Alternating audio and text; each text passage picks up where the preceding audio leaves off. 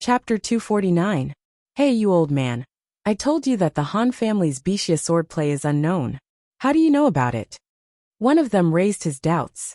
There was no reason for a storyteller to know more about the martial arts world and Jianghu than they did.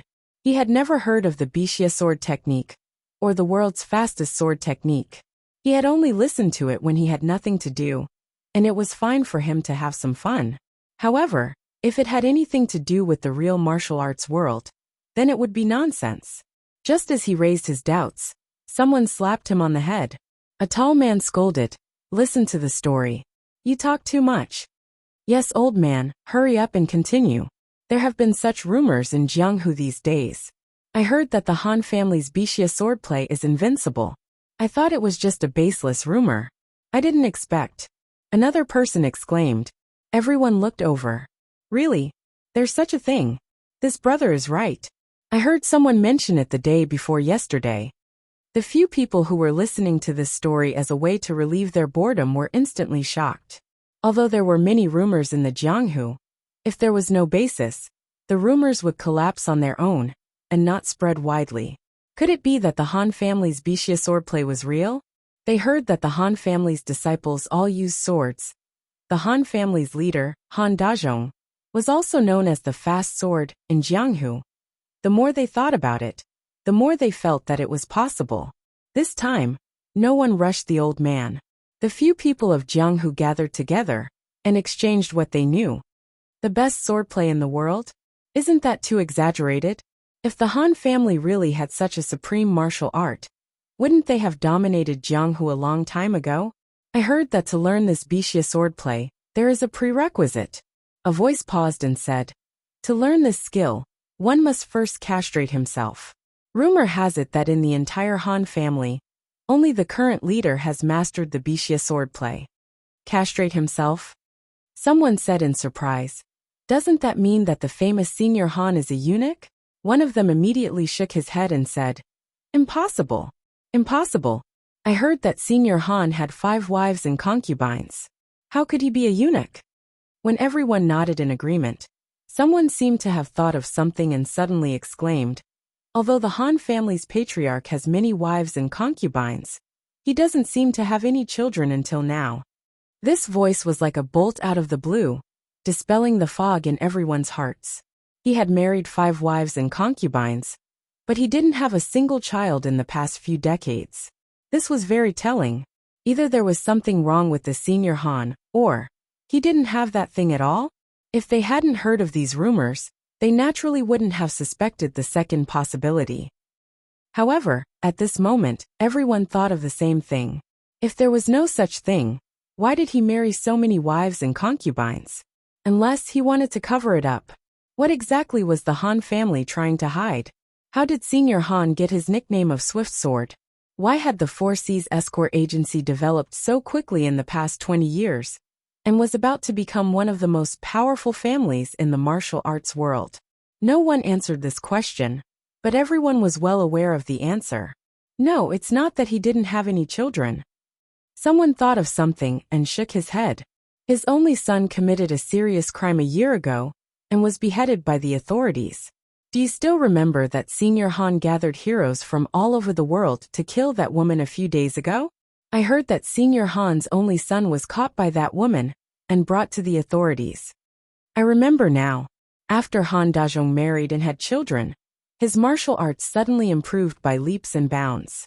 He killed several powerful enemies and made a name for himself in the martial arts world. Could it be that he really? After putting all the information together and organizing it a little, they finally dug out a deeply buried mystery. The Han family's 72 styles of Bixia swordplay was unparalleled in the world, but the conditions to cultivate it were too harsh. In order to continue the Han family's lineage, the man surnamed Han castrated himself after marrying and having children. He married so many wives and concubines to cover up the fact that he castrated himself. Otherwise, why didn't his wives and concubines give birth to any children in the past 20 years, when he was in the prime of his life? Bixia swordplay, the fastest sword in the world.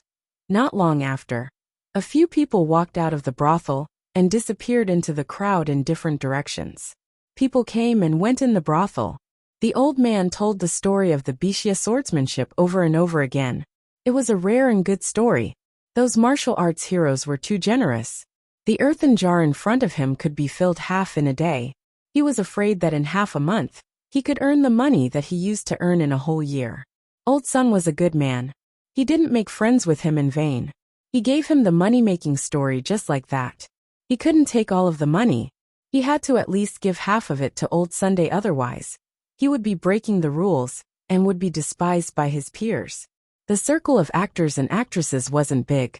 They traveled everywhere to make a living, so they naturally made friends. At this time, in the various brothels outside and inside the city, there were several storytellers like this old man. They all had the same idea as him. Anha County, the Han family. Bang! The head of the Han family, Han Dazhong, had just finished listening to his disciple's report. He slammed the teacup in his hand on the table. His vital energy surged, and the cup was shattered into powder. His face was as dark as water. Who is targeting the Four Seas escort agency and our Han family? Han Dazhong's voice was filled with uncontrollable anger. Within 3 days, the Four Seas escort agency had been robbed 5 times. Although the goods weren't robbed, a few of the escorts were injured. Their journey was delayed, and the agency's reputation suffered a significant loss. Ever since the Han family gradually became powerful and made a name for themselves in the martial arts world, this was something that had never happened in the past 10 years. It was obvious that someone was targeting the agency and the Han family. I've asked the escorts. The people who came to rob the goods were all masked. Moreover, they did it at night. I couldn't tell where they came from. The young man in the hall said respectfully, "Master, should we increase the number of escorts? The agency's business has already decreased by 20%. If this continues, our losses will be too great." Han Dazhong waved his hand and said in a low voice, "No need. This time, you and your junior brothers will personally escort the goods. If anyone dares to rob the goods, bring them back to me. I'd like to see who has the guts to target our Han family." He had taught these disciples since they were young. Each of them had extraordinary skills and were far superior to ordinary escorts. They were usually the heads of escorts. If they escorted the goods together, they would definitely be safe. Yes, the young man responded and was about to leave. Just then, another man rushed in from outside the door. "Master, something bad has happened. Junior brother Zhang ran into trouble while escorting the goods. All the goods were robbed, and the escorts were all injured. Even junior brother was taken away by the robbers." The young man's expression changed. When he looked up, he saw the muscles on his master's face twitching uncontrollably. He was clearly enraged. "You've gone too far." A roar was heard, followed by the sound of tables and chairs falling in all directions. Chapter 250. The Jianghu had been eventful since ancient times. For hundreds of years, dynasties had come and gone, and the position of the country had changed. The Jianghu was also filled with endless disputes. A few days ago, Senior Han and Steward Zhao had stirred up a major event not long after it had ended. In less than 10 days, a new storm had arisen. The Han family, the 72 styles of Bishia swordplay, the Four Seas escort agency. These words appeared frequently in the Jianghu recently and could be heard everywhere. It was impossible to find out who had started this rumor.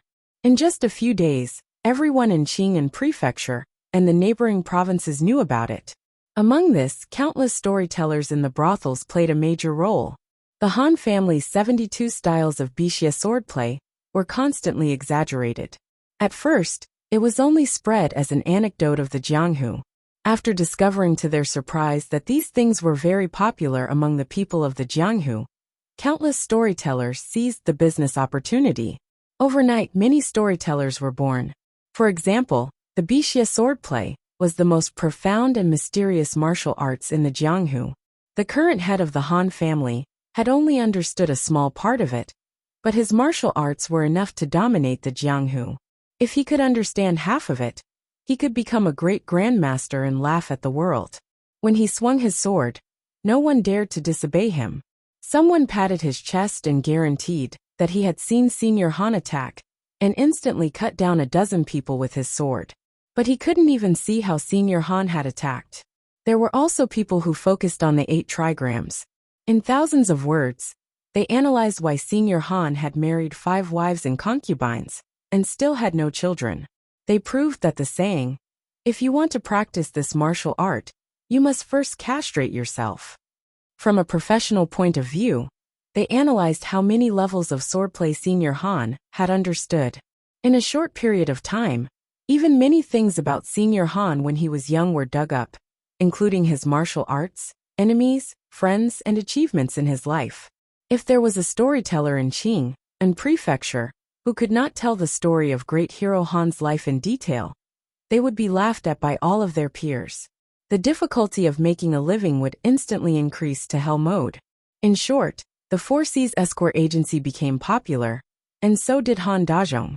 His fame in the Jianghu reached the pinnacle of his life. Not only the martial artists of the Jianghu, but even the common people also learned about the power of the Han clan's Bixia swordplay from the storytellers. They began to admire the peerless swordsman, who could move unhindered in the Jianghu with just a single sword. However, as the leader of the Han family, he could not feel happy at all. Pa! The cup splashed on the ground. He didn't know how many teacups he had broken in the past few days. Just a moment ago, another disciple came to report that a shipment of goods had been stolen last night, and the Han clan had lost several hundred taels of silver. Moreover, from morning until now, the escort agency had not received a single shipment. Have you found out who did this? The muscles on Han Dazhong's face twitched, and his words seemed to be squeezed out from between his teeth. I've already sent someone to investigate, but there's still no news. The young man standing in the hall picked up the broken pieces of the teacup and shook his head. Everyone in the Jianghu knew about this matter, so it was impossible to find out who was the one who first said it. The most important thing to do now was to think of a way to stop the losses and restore the reputation of the escort agency. Useless, all of you are useless. Han Dazhong flew into a rage. He wanted nothing more than to find the despicable person hiding behind the scenes and tear him into pieces. Only then would his hatred be appeased. This rumor had directly put the Han clan and the Four Seas escort agency on the line. The goods they were escorting were stolen, and even the disciples who were escorting the goods outside were captured and interrogated about the Bixia swordplay. Not only did the disciples not know, but even Han Dazhong himself did not know what the Bixia swordplay was. It was the best swordplay in the world, and anyone who mastered it would be able to dominate the Jianghu. If the ancestral swift-wind swordplay of the Han clan was that powerful, he, Han Dazhong, would have become a grandmaster long ago and ruled the Jianghu. Why would he wait until now? The most despicable thing was that those people thought that he had castrated himself to become a eunuch and married so many wives and concubines just to cover up his disguise. This made Han Dazhong so angry that he almost spat out a mouthful of blood. The person who spread the rumor was extremely vicious. They must have planned this beforehand and investigated him thoroughly. Otherwise, there would not have been a rumor of him castrating himself. In his early years, he was accidentally injured in a fight. Although other aspects of his body were not affected, he lost the ability to carry on the family line. Thus, he regarded his son, who was born before that, as the only descendant of the Han family. Perhaps it was because of Su Zheng's excessive love and indulgence that caused his son to be involved in a murder case and be targeted by the authorities. He had wanted to use his influence to allow his son to hide outside for a few years and return after the rumors died down. He did not expect that before he could escape from Qing and Prefecture, he would fall into the hands of that woman. The only heir of the Han clan had been severed. He hated that woman to the core, which was why he had been so anxious to have someone from the Lulin kill her a few days ago. At this moment, the young man in the hall raised his head. A trace of doubt appeared on his face as he asked, "Master, is the Bixia swordplay real? Get out." It was one thing to be humiliated by others, but he did not expect that this good-for-nothing disciple would also stab him in the heart and doubt the authenticity of the matter. Wasn't it the same as suspecting that he, Han Dazhong, was a eunuch? Han Dazhong finally could not take it anymore. He pointed at him and scolded angrily, "Get out of here! This disciple takes his leave." The young man knew that he had asked something he should not have, and immediately retreated. After walking out of the door and passing through a few long corridors, the panic on his face disappeared and was replaced by a gloomy expression. He cursed in his heart, "Old bastard, I've never seen him mention such a powerful martial art. My fellow brothers have never heard of it either. It seems like he has never treated these disciples as one of his own." He scoffed at the idea that if one wanted to practice the Bishya swordplay, they had to castrate themselves. As his disciple, he had served him for many years and naturally knew some of his secrets. Castration was fake, but there was no smoke without fire. The matter of the Bishya swordplay made him suspicious. He had long felt that his master had been holding back from them and had never intended to pass on the most powerful martial art to them. Did he want to take it with him to his grave? As he was thinking this, a servant came over and whispered, "Young Master Zheng, the fifth madam wants to discuss something with you." "Understood. You may leave," the young man said in a low voice. After looking around, he turned around and walked in a certain direction. At the same time in the hall, Han Dazhong cupped his hands to an old man sitting across from him and said, "Brother Wang, long time no see. May I know why you have come to visit today?" The old man smiled and said, "I heard that the escort agency has encountered some difficulties recently, so I specially came to take a look." Brother Wang is very considerate. Han Dazhong smiled and felt touched. Many friends had come to visit the Han family these past few days, but they all asked him about the Bishya swordplay. There were very few who truly cared about the safety of the Han family. The two exchanged greetings for a while before the old man stood up and said, "If you have any difficulties, don't hesitate to ask. My Wang family may not be as wealthy as your Han family, but we still have some assets. I believe we can help a little." "Thank you, Brother Wang." Han Dazhong cupped his hands again. With this thought alone, he would definitely go to the Wang family to express his gratitude after this matter was over. "You're welcome." The old man smiled and waved his hand. When he reached the door, he turned back and pretended to casually ask, "I heard that the Han family's Bishya swordplay is the best in the world. I hope to have a chance to experience it."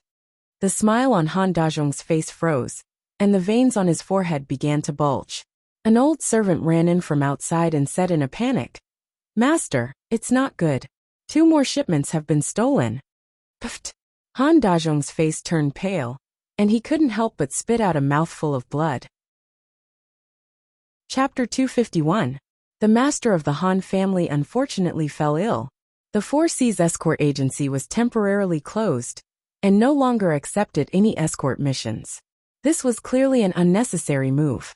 After this incident, the business of the Four Seas escort agency plummeted. 5 out of 10 escorts were robbed. Who would trust them with their goods? After a few days of fermenting, the rumor had begun to develop in the direction of a myth. The Han family had a peerless sword manual. If one learned half of it, one could become a top-notch master and become famous in the martial arts world. If one learned 20%, one could become a grandmaster. If one learned 50%, one could sweep through the martial arts world, be invincible, and beat grandmasters. Almost everyone in the martial arts world knew of this rumor. The Han family sent many people to stop these rumors, but they could only use force to deter the storytellers in the brothel. After they left, what needed to be said would still be said. This was their livelihood. How could they not take advantage of this to earn more money? Although the status of the performers was low, the court had never convicted them based on their words, let alone the Han family. At first it was just a thin layer of ripples. However, when this layer of ripples spread out in all directions with Qing and Prefecture as the center, countless unseen undercurrents began to surge in every corner of the martial world. The business of the Four Seas escort agency has stopped. More than half of the escorts left the Han family to make a living on their own. I heard that when Han Dazhong learned of this, he vomited 3 liters of blood on the spot. Now he has been bedridden for a few days. When Wu Er spoke of this, his face turned red and his saliva flew everywhere. He gulped down a mouthful of tea and said excitedly, "I've long disliked that Han guy. So what if he's good at martial arts? He can bully people just because he's good at martial arts. Now he's getting his just desserts." Although Wu Er did not know Han Dazhong, his elder brother was also in the business of escorting goods. The Four Seas escort agency relied on their numbers and power. These small escort agencies were often bullied by them. Not only were their businesses robbed, even the people were beaten black and blue. This was only one of the reasons. Han Dazhong was quite famous in the Wulin world, but he had nothing to do with the word chivalrous. What he did was to steal chickens and dogs, deceive the world to gain fame. In short, Wu Er had not liked him for a long time. This time, there was no doubt that the Four Seas escort agency had suffered a great blow. It was certain that they would suffer a great blow, and it was hard to say whether they could recover. In particular, when he heard that the man with the surname Han was bedridden due to anger, he felt very comfortable all over. Li Yi pushed the plate of broad beans in front of him, indicating for him to continue. Wu Er did not stand on ceremony. He pinched a few beans and threw them into his mouth, making a crunching sound. He said, "Nowadays, there are many people in the Jianghu who are plotting for the Han family's Bixia sword manual. Up until today, there are at least 3 forces that have started to move against the Han family." After drinking a cup of water to moisten his throat, he looked at Li Yi with some doubt and asked, "Sir, do you think Han Dazhong is a eunuch? Is it true that the Bixia swordsmanship can only be practiced by castrating oneself?" Seeing Wu Er's doubtful expression, Li Yi knew that he had achieved the effect he wanted. Even Wu Er, who had personally spread the rumor, had doubts about whether Han Dazhong had a penis, let alone others. In fact, before this, he was not completely sure whether this method would work or not. After all, the Bixia swordsmanship was only a martial arts technique fabricated by Old Master Jin. The disaster of the Lin family only existed in the novel, The Smiling Proud Wanderer. What if the martial arts masters in this world did not fall for it? But at that time, he had not thought of a good method, so he might as well give it a try. The Lin family started off as an escort agency, and so did the Han family. The Bixia swordsmanship was said to be extremely fast. With a sword in hand, the world was mine. Han Dazhong's nickname was Fast Sword. It was said that those who were not good at martial arts could not see his sword clearly. To practice the Bixia swordsmanship, one needed to castrate oneself.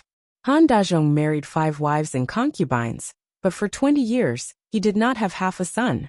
This senior Han was born to be a scapegoat. Art came from life, but it was higher than life. Old Master Jin's understanding of human nature was quite accurate. Li Yi thought that those people would not be interested in a martial arts that required one to castrate oneself. At least, they would not have such a strong interest. However, it turned out that for those who were obsessed with martial arts, becoming the world's #1 martial arts master was far more interesting than being a real man. The Han family was definitely finished. Ever since that senior Han gathered those Greenwood bandits and came to Willow Leaf Village to make trouble, their ending was doomed today. The temptation of the Bixia swordsmanship was too great. Those people would definitely try to get it. Of course, Senior Han was a hero with a strong temperament. No matter what torture those people used on him, he would not say anything. Even if he was beaten to death, he would not say anything. Even if he was violated by those people and lost his chastity, he would not reveal any secrets about the Bixia swordsmanship. No matter how they asked, Senior Han looked like he did not know anything. Those people would definitely be very disappointed. In order to get the secrets of the swordsmanship, they would probably use some other means. As for what the means were, it was not something that Li Yi needed to worry about. He pinched a broad bean and put it into his mouth. He did not know who made the spiced broad beans today. The taste was a little bad. However, he could not rule out the fact that his taste was a little picky. After all, Wu Er was eating it with relish. With a pot of tea, he could make a movie-watching set meal. The price was 5 copper coins for a small one and 10 copper coins for a large one. The price was fair and fair. As for the taste, he also prepared a few more kinds. The original 5 spices, the soy sauce, and the spicy ones were more troublesome. He did not know if the spicy ones existed in this world. Although he wanted to eat it, he did not need to look for it all over the world, just to make a spiced broad bean. Cornell was a little spicy.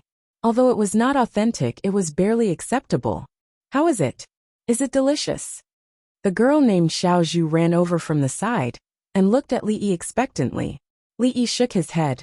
The girl's mouth immediately became flat. The taste is not bad. The girl's disappointed expression immediately disappeared. She asked happily, "Then how much do you think it should be sold for?" Li Yi pointed at the plate in front of him and said, "If the plate is a little smaller, it should not be a problem to sell it for 5 copper coins." The girl blushed and left happily. Her vanity was greatly satisfied that the broad beans she made could be recognized by Li Yi. Such a small plate could be sold for 5 copper coins. The brothel was going to open tomorrow. In the future, he could also make money. In the Han family, the famous senior Han in the martial arts world, the controller of the Four Seas escort agency, the head of the Han family, Han Dazhong, was lying on the bed with an ashen face. In less than 10 days, the once prosperous Han family had become a mess. All the escorts had run away. The Four Seas escort agency only existed in name. Only a few disciples remained. The Han family was finished. The escort agency was gone. Until now, he still did not know who was the one hiding behind the scenes to destroy the Han family. The threat from the martial arts world was still there. A sword manual that could dominate the martial arts world was enough to turn countless righteous sects that claimed to be chivalrous into bandits. There were many people who would take advantage of the chaos to attack the Han family. If it were not for the fact that he still had some prestige in the martial arts world these years, someone would have already come to fight. The door was pushed open, and a young woman walked in from outside. Seeing the pretty woman, a trace of softness appeared on Han Dazhong's face. This was the 5th madam, whom he had just welcomed into the family not long ago. These days, all his wives and concubines had run away, and only the 5th madam was left. It often reminded him of his wife who had died young. Apart from lamenting, he was very relieved that the 5th madam had never left him. The 5th madam put a tray on the bedside cabinet and said while sitting in front of the bed, "Master, don't worry. Everything will be over. Xiaoro, don't worry. I will definitely make the Han family rise again." Han Dazhong supported his body and sat up. He looked at the woman and said affectionately, "Yes, I believe in you, master." The woman called Xiaoro nodded and brought a bowl of black medicine from the tray over. She looked at him with the same affectionate eyes and said slowly, "Master, your health is more important. Master, your health is more important. You should drink the medicine first." Chapter 252.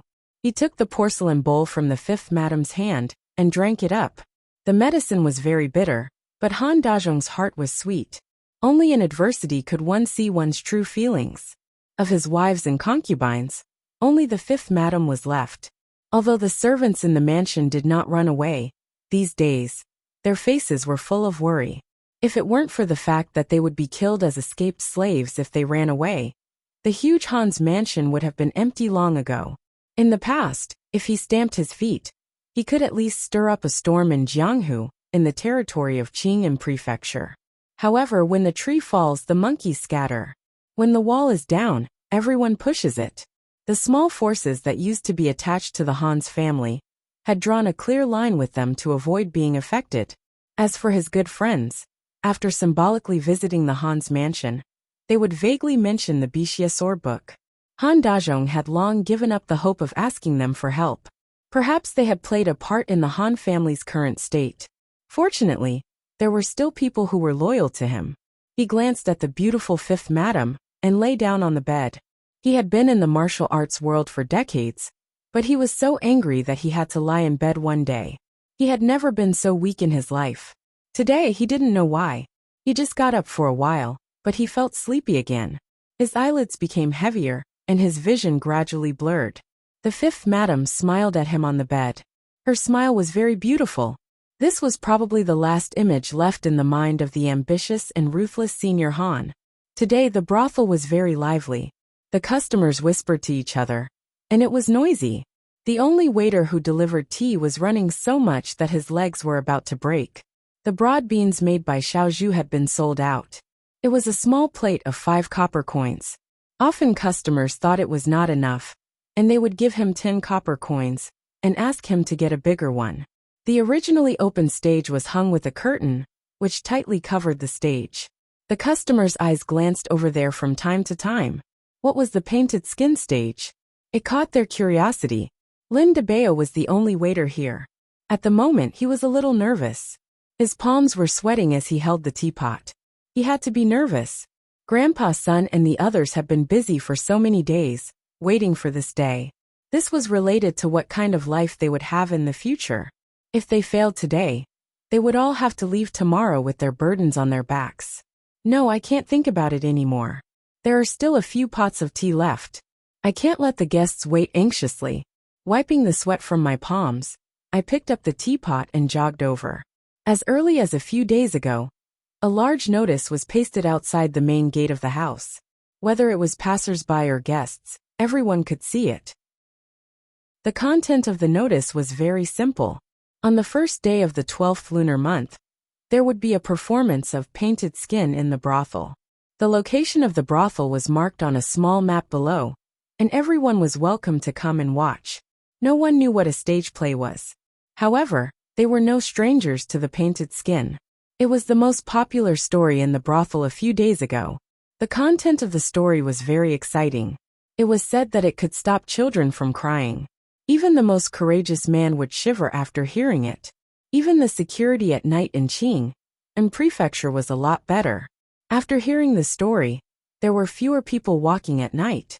Although they didn't know what a stage play was, they were sure that it wasn't a dry story told by the old man.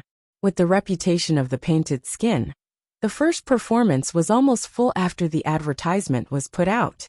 Li Yi sat in a remote corner, and Fong sat next to him. He was a little listless, and didn't even have the mood to watch the play. Thinking that he had quarreled with his wife again, Li Yi didn't care too much. Suddenly, someone squeezed into the empty seat next to him. Wu Er came over and said in a low voice, Han Dazhong is dead. These days, Wu Er was very concerned about the matter of Senior Han. He knew that the county magistrate was more concerned about it than he was. Once there was any news, he would immediately come to report. When the government received the report from the Han family's servants, Han Dazhong was already dead in bed. It was said that he was poisoned to death. The entire Han family was turned upside down, and all the gold and silver were gone. The government found some clues on the same day. It was said that the person who did it was the fifth madam that he married not long ago. That woman had an affair with one of Han Dazhong's disciples and added arsenic to his medicine. The two of them took the Han family's belongings and fled. They are now wanted. Wu Er said in detail. In fact, these days, the Han family had been in the eye of the storm.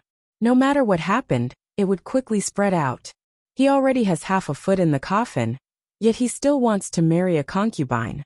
This is great. He didn't die in the hands of others, but in the hands of his own people. Regarding this matter, Wu Er was actually very surprised. According to the news he heard, in the Jianghu, there were already many forces that were ready to make a move. Their target was the Bixia swordplay of the Han family. In the end, before they could do anything, Han Dazhong died. This time, it was estimated that many people would be disappointed. According to the previous speculation, in the entire Han family, only Han Dazhong knew the swordplay of the Bixia swordplay, and he didn't pass it on to any of his disciples. After Han Dazhong died, the Bixia swordplay was naturally lost. After hearing this news, many people would beat their chests and stamp their feet, regretting that they didn't act earlier. In the following period of time, it was estimated that the Han family would be very lively. Han Dazhong didn't have any children, but he had a lot of disciples. Except for the one who ran away with the fifth madam, the rest of his disciples and wives would probably think of ways to divide the whole Han family. Of course, there would always be people in the Jianghu who didn't give up. That swordplay was miraculous. Wu Er was sure that if they could become the number one in the world, many of them would cut off that thing without hesitation. It was not enough for the Han family to be turned upside down. If they didn't dig 3 feet into the ground to find that thing, they wouldn't give up. Even Wu Er had once wondered in his heart whether that thing was more important or being the number one in the world. After struggling for a whole day, when he told his elder brother about his doubts, he was almost beaten to death by him. Since then, He had never thought about being the number one in the world. Li Yi had almost completely integrated into this world. The weak were prey to the strong, and only the fittest survived. Some people did things unscrupulously, and when they did something wrong, no one would punish them. This was wrong. From the beginning to the end, he had never thought about letting go of the surname Han. Since no one would punish him, he would do it himself. Yesterday, he fiercely slapped himself a few times to erase the thought of being the number one in the world from his mind. After sobering up, Wu Er finally realized that the evil swordplay, the number one in the world, was just a casual story told by the county magistrate. This story was spread out from his mouth. The Han family, which was a giant in his eyes, was destroyed and fell apart because of this story. Thinking about it, the origin of this matter was nothing more than the story that the county magistrate spent 15 minutes to let him remember in the room that day. Wu Er didn't sympathize with the Han family at all. On the surface, they were a senior in the martial arts world, but in fact they did some petty things. The things that Han Dazhong had done were enough for him to die more than 10 times. Wu Er was a little excited to be able to personally eliminate this evil for the martial arts world. Suddenly, he thought of something and turned to look at Li Yi. He asked in a low voice, "Sir, Han Dazhong is dead. What about Squire Zhao?" Chapter 253. Fong looked at the man called Wu Er, and the son-in-law talking in a low voice, and felt very uncomfortable. Senior Han, the escort agency, the Bixia swordbook, the conversation between the two could not escape his ears, but he did not understand what they were talking about. He knew that the son-in-law was doing something very important these days, but he did not know the specifics. In the past, the son-in-law would not hide anything from him, but this time, he did not have any intention of telling him. He looked like a man with thick nerves, but in fact he had a meticulous side. The son-in-law did not need him to do things anymore. This fact made Fong feel very hurt, but he could not say it out loud. The programs in the brothel were not interesting. The curtain in front of the stage had been pulled back, and the audience could see the situation on the stage. A young man wearing a green robe appeared on the stage. As soon as he started, he bowed to the audience and said, "I am Wang Sheng from Qing'an Prefecture. Everyone greetings." Most of the people present had actually heard the story of the original painted skin. After Wang Sheng came out of the story, they couldn't help but look forward to it. This stage play was really interesting. It was much better than just listening to the story. At this time, the sound of footsteps came from the side. Wang Sheng turned his head to look and said to himself, "Whose family is this Xiaonyang's son? Why is he in such a hurry before the sun is up? Let me go up and ask." Li Yi watched from the corner. Everyone had a look of interest on their faces. It was clearly the first time they had seen this kind of performance. Without a microphone and sound system, it was destined that the brothel could not be very big. Moreover, the venue needed to be quiet enough so that the people in the far corners could clearly hear what was being said on the stage. Fortunately, the audience's professionalism was high enough. Perhaps because they had seen too many performances, they would not make a sound when they were not supposed to. Occasionally, they would disturb others and immediately become the focus of the people around them. After a few times, it was very likely that they would be thrown out. In terms of the effect of the performance, of course, it could not be compared to the performance of the future, but from the perspective of the present, it was already very good. Their preparation time was not short, and the props were very complete. There was even a background board at the back. A few large wooden boards were put together, and the wooden boards were pasted with paper. The paper was a three-dimensional painting. Sitting below the stage, it really looked like a real scene, and the impact was not small. Putting everything else aside, just this alone was enough to stun many people. There were already people below the stage gasping in surprise. Was the sky and sun at the back painted on? This painting is really similar. Yeah, the paintings are so realistic. This stage play is so much more interesting than those storytellers and singers. The three-dimensional painting was not drawn by Li Yi. There were only 2 people in the world who knew how to draw three-dimensional paintings. One was him, and the other was Lady Zuamo, whom he had met a few times. It seemed that Ruoqing had a good relationship with her, and these things must have been drawn by her. The creativity was not bad. Even Li Yi did not think of it at the beginning. To be able to make such a change showed that their thinking was not too rigid, and they knew how to make some changes. Painted skin was very popular in ancient times, and the erotic elements in it were a big selling point. Things like female ghosts and seductresses could attract these people the most. Wang Sheng and that beautiful woman could do it every night, and it could satisfy the fantasies in their hearts. Of course, the scene of rolling in the sheets could not be acted out. Otherwise, the government would come to arrest them, and the lightest punishment would be a crime of indecency. When Wang Sheng and the woman fell on the bed, the curtain was drawn at the right time, causing a sigh of dissatisfaction from the audience. The curtain was quickly drawn again, and this time it was a new scene. The wooden board behind was also changed to the scene of the market. Wang Sheng met the Taoist priest, and the conversation between the two made Wang Sheng suspicious. The scene changed again, and Wang Sheng returned home to see the female ghost drawing skin on the bed. The makeup skills of the ancient people should not be underestimated. At least when he saw the female ghost dressed up by a performer on the stage, even Li Yi could not help but shiver. In order to set off the terrifying atmosphere, there was naturally background music at this time. It was the kind of music that gave people goosebumps. The person playing the music hid behind the scenes, and there were also some creepy strange sounds mixed in. Needless to say, in the entire brothel, there was no one else but Old Sun who could have such vocal skills. The door and windows had long been sealed, and the inside of the brothel was pitch black. In order to let them see clearly, candles were used on the stage. As the flames swayed, the horrifying face of the female ghost could be vaguely seen.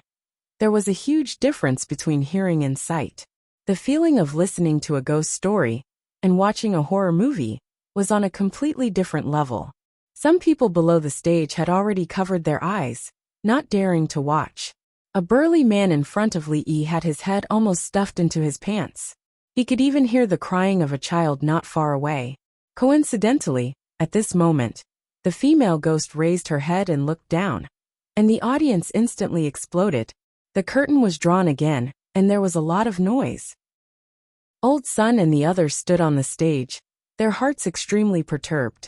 That was the end of the show for the day. Whether the audience liked it or not, they really had no idea. The perturbed soon disappeared. After a short uproar, copper coins were thrown up like rain by the people without a care for their lives. Old Sun was hit on the forehead by a piece of silver, but he was not angry.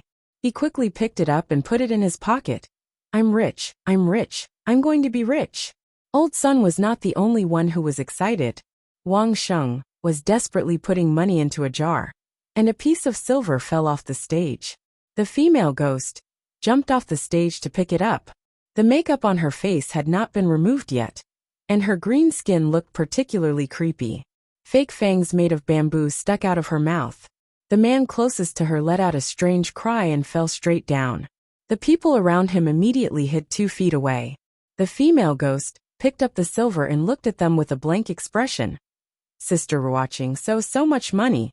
The girl named Xiao Zhu stood on the side of the stage, holding Ruoqing's arm and shaking it nonstop.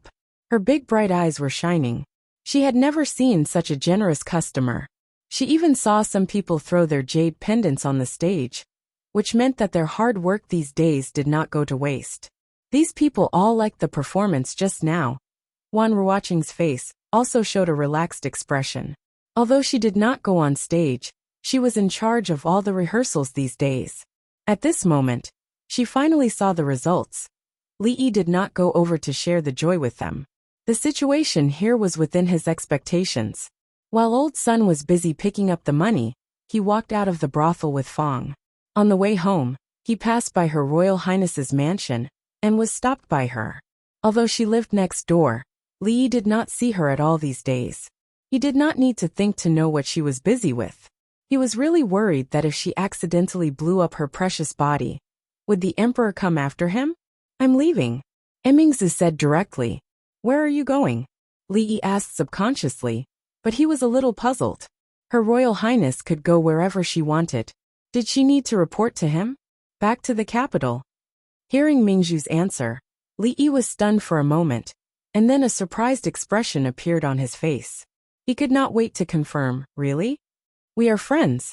Even if I'm really leaving, you don't have to be so happy, right? And Mingzhu looked at him with her arms crossed and frowned. Chapter 254. Of course he was happy. How could he not be happy? Her Royal Highness was leaving. What reason did Li Yi have to be unhappy? There wouldn't be anyone staring at him every day, trying to squeeze out his remaining value. Whatever he made, she wouldn't be the first to snatch it away, not even giving him a little reward for his hard work. Days without Her Royal Highness, he was like a bird that had escaped from its cage, a wild horse that had broken free from its reins. In short, his days were as comfortable as they could be. Who would want to live a life of being stared at every day? Li looked at her expectantly and said, I'm a stranger in a foreign land. Every festive season, I miss my family more. Seeing that the new year is coming, I should go back and have a look. Oh yes, will you come back after you leave this time? Mingzhu silently recited the 2 lines of the poem he had just said and said, If there are no accidents, I will come back after the new year. Come back. Li Yi's expression was hard to conceal the disappointment on his face. Mingzhu looked up at him.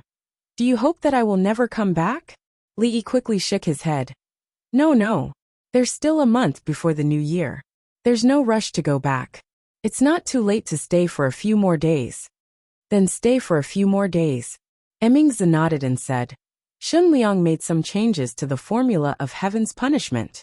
He's going out of the city to test it in the afternoon. You should come along. Mingzhu turned and left after she finished speaking. Li really wanted to slap his own mouth. Why did he have to say one more sentence when everything was fine? Mingzhu was going to leave after all. As a princess, she couldn't be wandering outside during the new year. Whether she would come back or not, at least Li Yi would be able to relax for a while. Luck Square. Li Yi personally cooked a total of 8 dishes and a soup. Before the last dish was even served, Li Xian was already sitting there wolfing down the food. He didn't have the slightest demeanor that a member of the royal family should have. Mingzhu did not move her chopsticks, but continued to drink the wine cup by cup. In the past, he would hold the jar of wine in one hand and drink from it. Perhaps he wanted to leave a good impression before he left, but his actions today were much more elegant. Li Yi was a little gloomy. She was about to leave. Why didn't she set up a banquet to entertain her old friend at a high-class place like the Jade Courtyard of Drunken Fragrance Building? Why did she ask him to cook at Rui Workshop? However, seeing that he wouldn't be able to see her soon, he didn't want to bicker with her. For the sake of a better life in the future, what harm was there in working hard? Before the last plate of sweet and sour pork could be placed on the table, Li Xian's chopsticks reached over. When there were no outsiders around, this guy didn't seem to have received any royal etiquette. He was a guest at someone else's house. If an ordinary kid dared to do anything, he would have been beaten to death by his parents. At least he had a little conscience. He knew to leave some food on the table for him. He picked up a piece of pork tenderloin that had just come out of the pot and chewed it slowly. He couldn't help but sigh. His cooking skills were really getting better and better. Li Xian raised the wine in his cup and said, Mingzhu will be leaving tomorrow. This cup of wine is to send you off. After saying that, he drank the wine in one gulp. His posture was very heroic, giving off the feeling of a hero in wine. Those who didn't know would think that his alcohol tolerance was very high. In fact, the alcohol in the cup did not exceed 10 degrees. Giving Li Xian a look of disdain, he picked up his cup and took a sip of the sweet grape wine. He buried his head and continued to eat. Mingzhu was the real hero in wine. The wine jar beside her was the strongest alcohol produced by Rui Workshop. She didn't even blush after drinking a few cups. Li Yi, what do you want to do in the future? Mingzhu seemed to have drunk enough. She put down the wine cup, looked at him and suddenly asked. Li Yi was fighting with Li Xian for the last piece of sweet and sour pork tenderloin. After having true qi, his movements and reactions were much faster. Li Xian was no match for him at all and easily defeated him. Putting the pork tenderloin in the bowl, he said without raising his head, I never thought about it. It's good like this now. When I have nothing to do, I lie in the yard and bask in the sun, go to the brothel and listen to the opera. In the future, maybe it will still be like this. They were having a good meal, but they had to talk about their dreams. On this point, Li Yi had nothing to talk about with her. Their identities were worlds apart. Her Royal Highness liked to get rid of the tyrants and bring peace to the people. Li Yi didn't have such a big ambition. He was happy to have a yard with Rui to bask in the sun. Although he was not ambitious, he was happy to live in peace. He failed to snatch the last piece of sweet and sour pork tenderloin from Li Yi. Li Xian was a little disappointed, but after listening to him, he was a little envious. He didn't envy that he could bask in the sun in the yard, nor did he envy that he could go to the brothel and listen to the opera. He envied that he could do whatever he wanted unlike himself.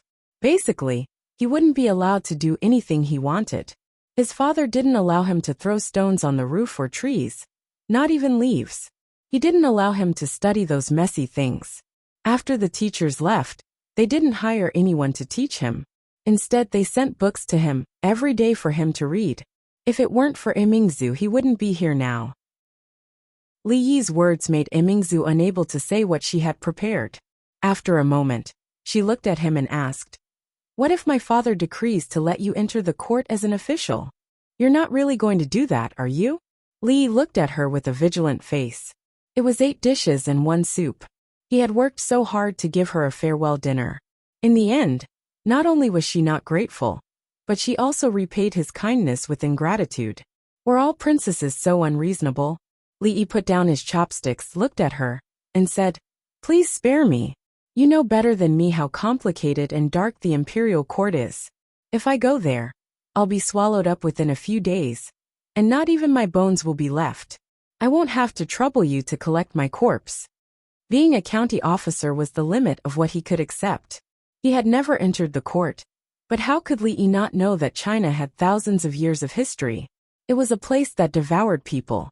Li Yi didn't think that he could do better than those old foxes who had lived for decades. Those who could climb to that position were all shrewd people. That was his bottom line. If the emperor really wanted to do that, he wouldn't hesitate to run away immediately. He didn't have much sense of belonging to the Jing kingdom. It didn't matter where he lived. If he really couldn't do it, he could occupy a mountain and become a king. That was also a good choice. Anyway, his family had experience in doing that kind of thing. He could just go back to his old business. It was said that the Northwest was seriously affected by bandits. In the deep mountains, there were bandits and horses everywhere. The government couldn't reach there at all. At worst, he could go there and become a king of bandits. He didn't forget his original intention and pursue his original dream. Emingzi didn't know how to refute. She wanted to say that the court was not as dark as he imagined, but it was against her conscience to say it. She thought carefully. With Li Yi's character, he was fine in other places. Once he entered the court, he might really be eaten up like he said. That place was the battlefield of the rich and noble. There were no weapons, but it was more tragic than a real battlefield. It involved a lot of people. Even her father couldn't do anything about it. It would hurt him if he went to the court. Could it be that she was wrong from the beginning? Seeing Li Yi and Li Xian fighting on the plate again, Emingzi smiled complacently. She picked up the chopsticks and picked up the last vegetable on the plate. She was lost in thought. Chapter 255. Haha, what crown prince? Li Xian was drunk. With his alcohol tolerance, no matter how low the alcohol content was, he would still get drunk if he drank too much. He hooked his arm around Li Yi's shoulder and mumbled, "To be honest, I'm still envious of you. You don't have anyone to discipline you, and you can do whatever you want. Why don't we switch? Swap your sister." Li Yi pushed him to the side. Everyone had their own difficulties. With the identity of the royal family, at least they would not be bullied by others. How could they be like a commoner like him? Senior Han, Squire Zhao and whatnot, who would want to step on them for no reason. What was the point of living a good life? When he turned his head, he saw Emingzi looking at him with a frown. He just said it casually, and didn't realize that the protagonist was sitting beside him. In order to cover up the awkwardness, he raised the wine glass in front of him and gestured to her. "We're leaving tomorrow. This glass of wine is for you." He raised his head and drank it in one gulp. His mouth was full of spiciness without a hint of sweetness. After he swallowed it, he felt like a ball of fire was burning in his stomach. This taste was definitely not grape wine. You took the wrong glass. Emingzi looked at him and said coldly. Li held onto the table and felt the whole world shake a little. One princess turned into two, knowing that his alcohol tolerance was poor and that he wouldn't be able to drink this thing in 2 lifetimes. Li never drank the strong alcohol that he brewed himself. When his head was dizzy, Li Xian came over again and said mysteriously, "Let me tell you, that girl from the Wang family is as beautiful as a flower. It's not an exaggeration to say that she's so beautiful that even the birds will be captivated and the flowers will be shameful. She's not any worse than your wife." The Wang family has a good background. The Wang family is one of the top 5 aristocratic families in the Jing kingdom. They only have one precious daughter. If you marry her, you will get unimaginable benefits. Why? Do you want to consider it? Li Xian was trying to persuade Li Yi to swap identities with him. He didn't want wealth or glory, nor did he want the beautiful crown princess. He was already sick of being controlled by others. What was worse was that even his favorite research had been banned by his father. The person he envied the most was Li Yi. If he could live his life, he wouldn't hesitate to give up his current position. Although Li Yi was a little dizzy, he was still conscious. He looked at Li Xian with pity. This child must have been suppressed recently. Otherwise, he wouldn't have such unrealistic thoughts. Drink some water to sober up. Emingzi handed him a bowl of water. Thank you, Li Yi replied. He was a little dizzy after drinking 1 cup. He had to find a way to increase his alcohol tolerance in the future. He picked up the bowl and drank it in 1 gulp. His stomach felt like it was on fire again. Li Yi's face twisted. He pointed at her. His tears were almost choked by the big mouthful of strong alcohol. How much more ability do you have? Emingzi looked at him. The light in her beautiful eyes was unfathomable. Li Xian had already fallen under the table. His eyes were closed, and his mouth was still mumbling nonstop. Li couldn't hear what Emingzi was saying. His head was dizzy. If he didn't have enough alcohol tolerance, it was better not to touch the strong alcohol produced at home. He stood up and walked to his room unsteadily. The things in the room were almost moved out. There was a quilt left on the bed. It would be cold at night if he only covered himself with a quilt. At this time he couldn't care so much. He fell on the bed and slept. He didn't want to worry about the situation outside anymore. After a long time, he was carried up from the bed in a daze. He smelled the familiar fragrance on Rui's body. He didn't want to open his eyes. He heard her whisper, "Husband, it's cold here. I'll sleep when I go home." Then his body became light. When he woke up the next day, he saw that the bamboo pipe was connected to the outside through the window. He rubbed his head and sat on the bed in a daze. There was no such thing in Rui house. He remembered that after he fell on the bed yesterday, it was now when he woke up. When did he get home? After a while, he thought of something. It seemed Rui had been there yesterday, so he was carried back by her? After figuring out the reason, Li felt a little embarrassed. Shouldn't this kind of thing be done by men? It was the opposite in his home. The women in the family couldn't be too domineering. Otherwise, it would affect the harmony of the family. When he was thinking about this, Rui had already fetched hot water and walked in. Seeing him sitting on the bed, she said softly, "Husband, you're awake. Wash up first." Seeing her like this, Li threw all his thoughts to the back of his mind. The word domineering should never be used to describe her. He was a little glad that Rui was his sister.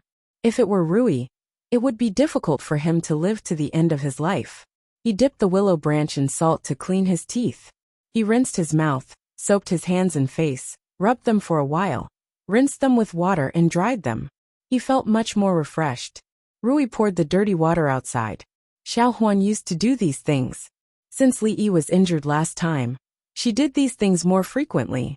When she walked to the door, she seemed to think of something and said, "By the way, Arresterly seems to be leaving. Husband, don't you want to go out and see?" When Li Yi walked out of the door, there were already a few carriages parked in front of the courtyard. A few armed men were tying up the goods on the carriages tightly. Shen Liang was also in the crowd. He was much more energetic than the first time they met. The clothes on him were probably worth only a few taels of silver. The woman called Yin Yang was holding his arm with a happy look on her face. If Emingzu wanted to return to the capital, it was impossible for her to bring him along. This kind of person would be a pillar of the country if used well. If not, he would be a terrorist. No matter which possibility it was, he had to be firmly controlled by the country, losing his freedom in exchange for a lot of things. It was hard to say whether it was good or bad. Everyone's choice was different. Looking at the smile on his face, he should be very satisfied with the current situation.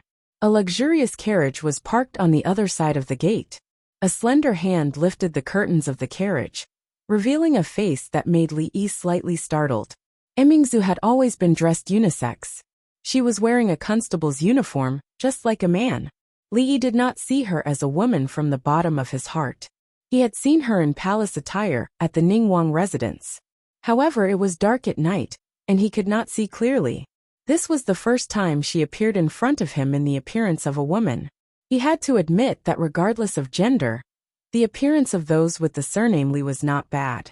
Li Xian, Emingzu, and of course himself. Why? Do you also want to return to the capital with me? Seeing that Li Yi kept staring at her, Mingzhu's face showed a rare blush as she looked at him and said, "Have a safe journey." Li Yi gave her his most heartfelt blessing and entered the door in a flash. Bang! The door was slammed shut, and the latch was also locked from the inside. "Let's go." Emingzu looked deeply at the closed door and said, "Go." The man on the carriage shook the reins. The carriage slowly started and drove into the distance. "Princess, are you really not going to bring that brat?" In the spacious carriage, the old woman looked at Emingzu and asked in confusion. After a long time, she sighed and said, "Forget it." The old woman nodded and did not say anything else. The carriage returned to silence. Li Yi looked at the carriage disappearing from his sight through the gap in the door, and also sighed. If she was not a princess, the two of them could actually become good friends. Unfortunately, there was no if. Chapter 256.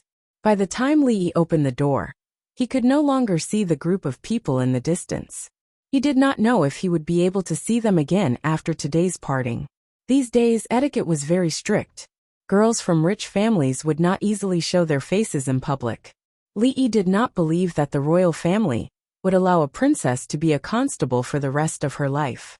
Although she had said that she would return after the new year, Li Xian had told him that the possibility of that happening was almost negligible.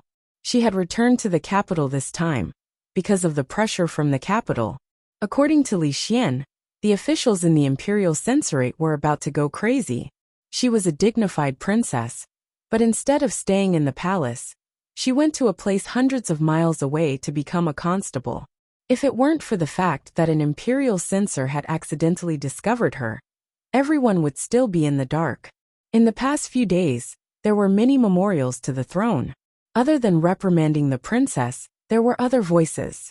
A 17-year-old princess should have been married a few years ago. Even in the past few hundred years, there were not many princesses who got married at such a late age. As a member of the royal family, it was necessary to set an example for the people. If the princess was still unmarried at the age of 17, did she want all the women in the world to follow her example and stay at home as a leftover woman? If all the women married at such a late age, how could the country's population increase? How could the Jing kingdom become powerful? Since ancient times, the imperial censors were not afraid of causing trouble for others, especially for the royal family. With a few words, they could elevate a small matter to the height of politics. If it was not handled well, the etiquette would collapse and the country would not be far from being destroyed. It was obvious that Her Royal Highness was in trouble. Who knew if she would throw a few bombs at the censorate when she returned and send them all to heaven? She could even announce to the public that the heavens did not approve of their behavior and sent down divine punishment. This matter was not for Li Yi to worry about. Her Royal Highness was not someone who would suffer losses. He believed that she would be able to handle it herself. However, she did not bring up the matter of him going to the capital with her. This made Li feel that the farewell banquet was not in vain. After standing at the door for a while, a relaxed expression returned to his face. He shook his head and walked into the courtyard. Everyone had their own lives. This was just an interlude. Life had to go on. He promised Xiao Huan that the next time it snowed, he would make a snowman that looked exactly like her. However, looking at the recent weather, the little servant girl might have to wait for a long time. Even if he couldn't make a snow sculpture, he could still draw a portrait. When she came out just now, he had asked her to wash up, put on her prettiest clothes, and dress herself up carefully. He even asked her to put on the gold and jade hairpin that she was usually reluctant to wear in her hair. Hearing that she could also have such a painting, the young maidservant was overjoyed. She looked forward to it even more than the snowman. After all, the snowman would melt when the weather was clear, but the son-in-law's painting would be preserved forever. Although she really wanted a snowman that looked exactly like her, she would just have to beg the son-in-law the next time it snowed. Xiao Huan stood under a wintersweet tree in the courtyard. Li picked up the brush and traced on the paper. Rui had just come out to see it. Li felt that he could not favor one and discriminate against the other. After Xiao Huan got the painting, he asked her to call Rui out as well. Why did Mississippi Lu want it? Didn't she already have one? Why did she ask for it? The posture of holding the sword must be imposing, and it would be best if it could be painted with the feeling of a grandmaster. Who knew what a grandmaster looked like? Li now felt more and more that second granduncle had the temperament of a real grandmaster. The more powerful a person was, the more ordinary he looked. For example, the divine monk sweeping the floor could fight two peerless master pros alone, as if it was a game. Second granduncle, who was deaf and liked to take advantage of others, could also be a boss-like figure in the martial arts world. Of course, if he painted Mississippi Lu with the temperament of second granduncle, the price would be too high. He might not be able to bear the consequences of doing so. After finishing 3 paintings in a row, his wrist was a little sore. Mississippi Lu was still not satisfied and raised doubts about Li Yi's painting skills. He was too lazy to pay attention to her. It was just that he smashed the snow sculpture that looked more like her last time. Why was she still holding it in her heart and liked to find fault with him? Women were too vengeful. He should not provoke them as much as he could. The weather was good today. Lying on the rocking chair, sunbathing and thinking about things, Xiao Huan ran over and told him that the old storyteller in the brothel was looking for him. Why was old Sun looking for him? Could it be that he encountered some problems in the brothel that he could not solve? Recently, Li Yi had been preparing to discuss some things with him. He did not expect that he would come to him so soon. Old Sun did not come alone. A 15 or 16-year-old youth followed behind him. He was carrying a heavy bag on his shoulder. He was unfamiliar with the unfamiliar environment, so his expression was a little timid. Did the brothel encounter any difficulties? Looking at Old Sun's expression, it did not seem like something serious had happened. Li looked at him and asked. Speaking of the brothel, the old man's face broke into a smile. He said, "Young master, don't worry. The business in the brothel is very good. Yesterday there were 5 performances, and every one of them was full. It seems that there will only be more people in the next few days." Without waiting for Li Yi to speak again, Old Sun turned around and waved to the youth. He said, "Hurry up and give it to me." The youth hurriedly put down the bag on his back. Old Sun put the coarse cloth bag in front of Li Yi. Li Yi heard a clattering sound, which meant that it was filled with copper coins. The old man said with a smile, "These are the rewards we received yesterday. There are also some silver and jade items that were all exchanged for copper coins. There are 5 strings of coins in total, and this is 3 strings of coins." 3 strings of coins was nothing to the current Li Yi, but this number still surprised him. It was 1,000 coins a day. It was not surprising that Rui Brothel could earn 10 times that amount in a day. After all, the people who went in and out of the shop were all rich people. However, a small brothel could earn 5 strings of coins in a day, and it was just relying on rewards.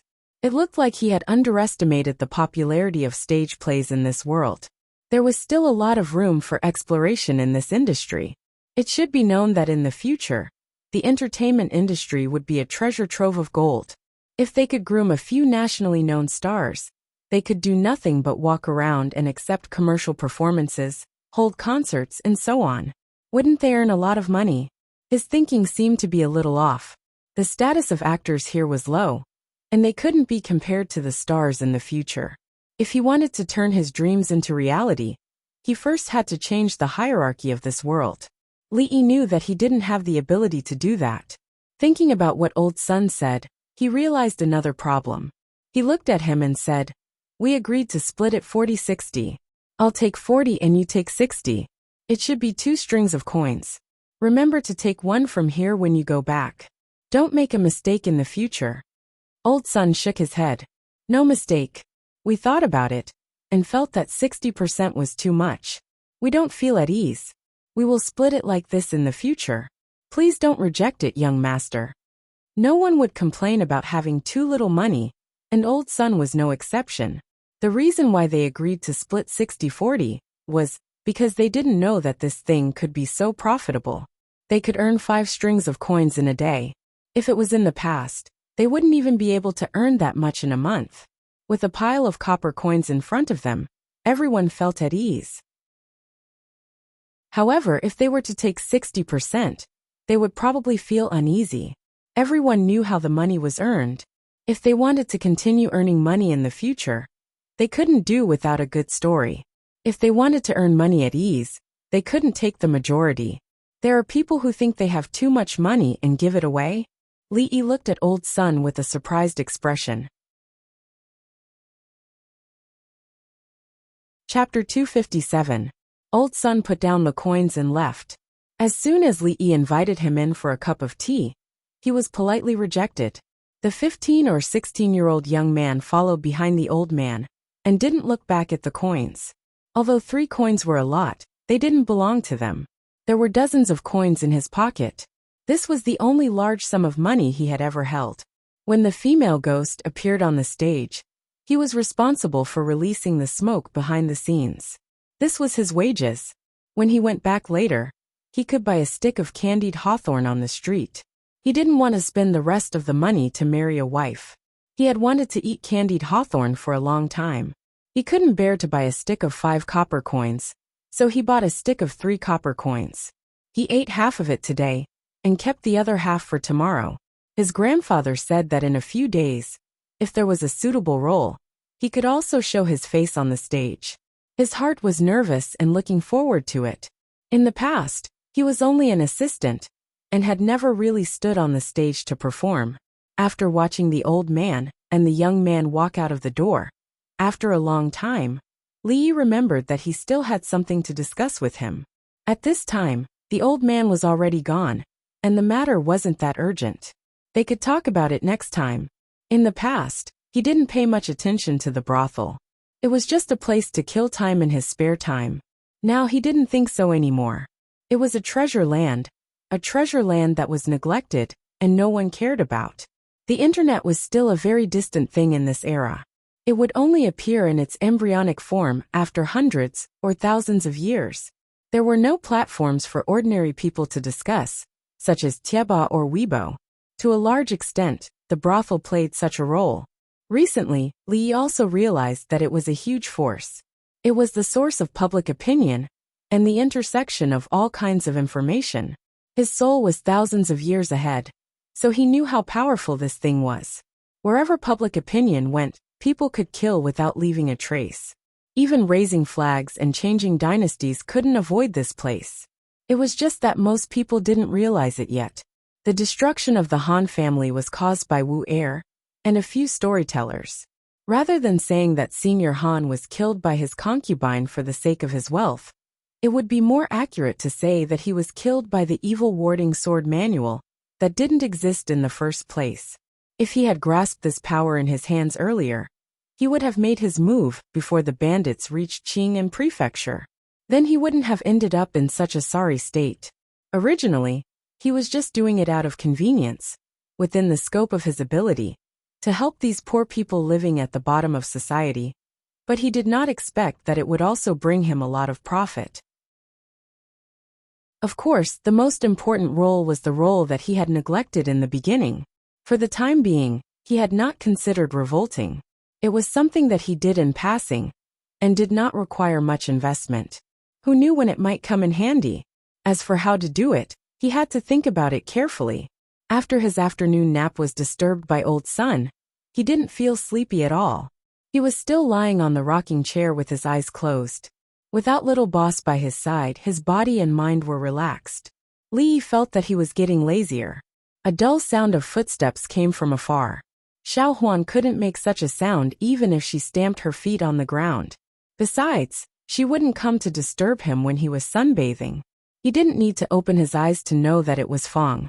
Fong seemed to be in a low mood recently. When asked, he wouldn't say what had happened. He suspected that he had a conflict with his wife at home, but it didn't seem like it. If they had a conflict, it was usually Fong who was whipped by his wife with a broom in her hand. After one night, it was as if nothing had happened. It was like this every time. He didn't know how they reconciled in private. This time was obviously different. Fong walked in front, and Fong's wife followed behind. Both of them didn't look very good. Seeing that the situation was not right, Li Yi immediately sat up from the rocking chair. The situation didn't seem very good. Looking at Fong's wife's expression, could it be that the matter between Fong and Miss Hong in Jade Courtyard was exposed, and he was caught in the act? He had already warned him to do things cleanly, but this guy kept saying that he and Miss Hong were innocent. Now he had made a big mistake, hadn't he? Before Li Yi could ask, Fong's wife pointed at Fong and said with a livid face, "Fong the Third, do you still want to live like this?" Fong's face also darkened and he said, "You're a woman. What do you know? Go home." Fong's wife didn't give in at all. She said, "You have no conscience. We can't live like this anymore. Poor mother and daughter." It was over. It seemed that the matter had been exposed. Was Fong planning to elope with Miss Hong? Or was he going to welcome her back home? Li Yi immediately came to a conclusion in his heart. Fong's face was livid and he didn't speak. Li Yi glared at him, walked to Fong's wife and said, "Sister-in-law, don't worry. I'll make the decision for you. If he dares to bring Miss Hong home, I'll put him in prison and let him reflect for 10 days to half a month." "Miss Hong?" Fong's wife was stunned. She looked at Li Yi and asked in confusion, "What Miss Hong?" Fong's face was also livid. Cold sweat broke out on his forehead, and he began to be a little unsteady on his feet. Li Yi looked at the puzzled expression on Fong's wife's face. He looked back at Fong, and found that he was winking at him. Li Yi's expression didn't change. He turned back and continued, "Sister-in-law, you don't know this. This Miss Hong is a performer in the brothel. Her singing skills are first class. Fong said that you like to listen to songs, so he must buy Miss Hong and let her sing for you every day. How much money do you think it will cost? How can ordinary people afford it? But don't blame him. After all, he is also kind. If you don't want to buy her, then don't. We're a family, so there's no need to hurt the harmony." Fong's wife's face softened a little, but she still glared at Fong and said, "We only have a few taels of silver at home, and you're so arrogant. You want to buy a performer to sing for you. Is that something we can afford? We need another mouth to feed at home, and there are no extra rooms. You're such a prodigal." Although it was a reprimand, her tone was much softer than before. Fong smiled embarrassedly, tacitly agreeing with what Li Yi had just said. Li Yi also wiped the sweat in his heart. Fortunately, he was quick-witted. Otherwise, he would have to go to Fong's grave every year on this day to burn a few incense sticks and remove the weeds. The misunderstanding was resolved. Fong's wife said that it was fine to go to the brothel to listen to the songs. After all, they were not a rich family and couldn't afford to keep performers. Fong took the initiative to admit his mistake. The couple lived in harmony. If it weren't for Li Yi standing in the middle and ruining their world, the atmosphere would have been even more perfect. Fong put a medium-sized bag in Li Yi's hand, looked at his wife, and said, "We'll take the money that we should take. You can't touch a penny that we shouldn't take. I'll make the decision on this matter. You don't have to worry about it anymore." The woman's lips moved, but she finally nodded and didn't say anything. "What is it?" Li Yi was puzzled by what he heard. Fong looked at him and explained, This is the share of the Rui Do and liquor. You can take it back, son-in-law. Although it's good to be able to earn money while lying in bed without doing anything, I don't feel at ease with this money. Li opened the bag, and there was a dazzling white light inside. He was a little stunned. What was going on today? Why did everyone line up to give money? Chapter 258. Fong felt that money earned while lying on the bed was not peaceful. Li did not agree with this statement. Earning money while lying on the bed was also a kind of ability. With Fong's physique, he would definitely have a bright future in this industry. Although compared to the future, the overall atmosphere of today's society was more conservative. As long as he stood on the street holding a sign, he would definitely attract many lonely noble women who would send their maids to secretly give him an invitation. Finally, he knew why old Fong had been depressed for the past few days. He was purely idle. Do you know why this money is not peaceful for you? Li looked at him and asked. Fong looked up at Li with a confused expression. Have you ever seen second uncle sit under the tree outside and take a nap for the whole day? Li looked at him and asked. Fong nodded. These days, he would occasionally sit under the tree and stare blankly. Second uncle would take a nap for the whole day, and he would stare blankly for the whole day. However, why did the son-in-law ask him this? Have you ever seen Mrs. Su go out early in the morning and come back late at night carrying candied haws? Li continued to ask. Fong nodded again. Although Rui Lu's profits were greater, some women were bored at home and would go out every day to sell candied haws without a break. Have you ever seen the sun rise from the east roof and set from the west roof? Li finally asked. The expression on Fong's face was even more puzzled. He did not know why the son-in-law asked these things, but he still nodded mechanically. This is where your problem lies.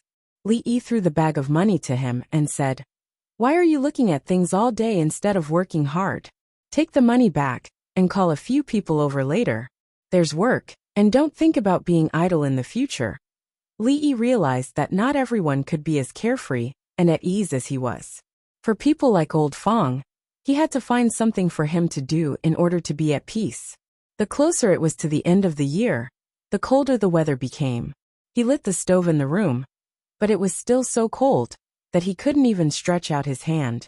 He planned to make a Kong in the kitchen. Almost every house in the northern countryside had this thing. It was usually connected to the bottom of the stove. There was no need to deliberately add firewood to the fire. The heat generated from cooking every day was enough to keep the house warm for an entire day. If there was no warmth before going to bed at night, Grandma would bring a large pile of firewood, straw, or corn stalks from outside. Within a few minutes, her body would be warm. Because of this thing, when he lived in the countryside when he was young, he never had to worry about keeping warm in the winter. He would stay on the Kong for the whole winter, eating and sleeping on it. This situation continued until he graduated from primary school. Ever since he went to middle school and moved from the countryside to the city, he never slept on the Kong again. It was winter and they had nothing to do. The whole family sat on the Kong and played cards to kill time. Fong soon came over with his men. There were more than a dozen families living in the stockade now. All of them stayed by his side in times of crisis. Li didn't treat them badly. He had already given them shares of Rui Du's profits. Recently he raised the shares of each family a little. These men had been very idle these days. After they moved out of the stockade, they had nothing to do. The candied haws were a small business now. It was run by the family's in-laws and relatives. It was not appropriate for a man to get involved. Taking care of a child at home was not something a man should do.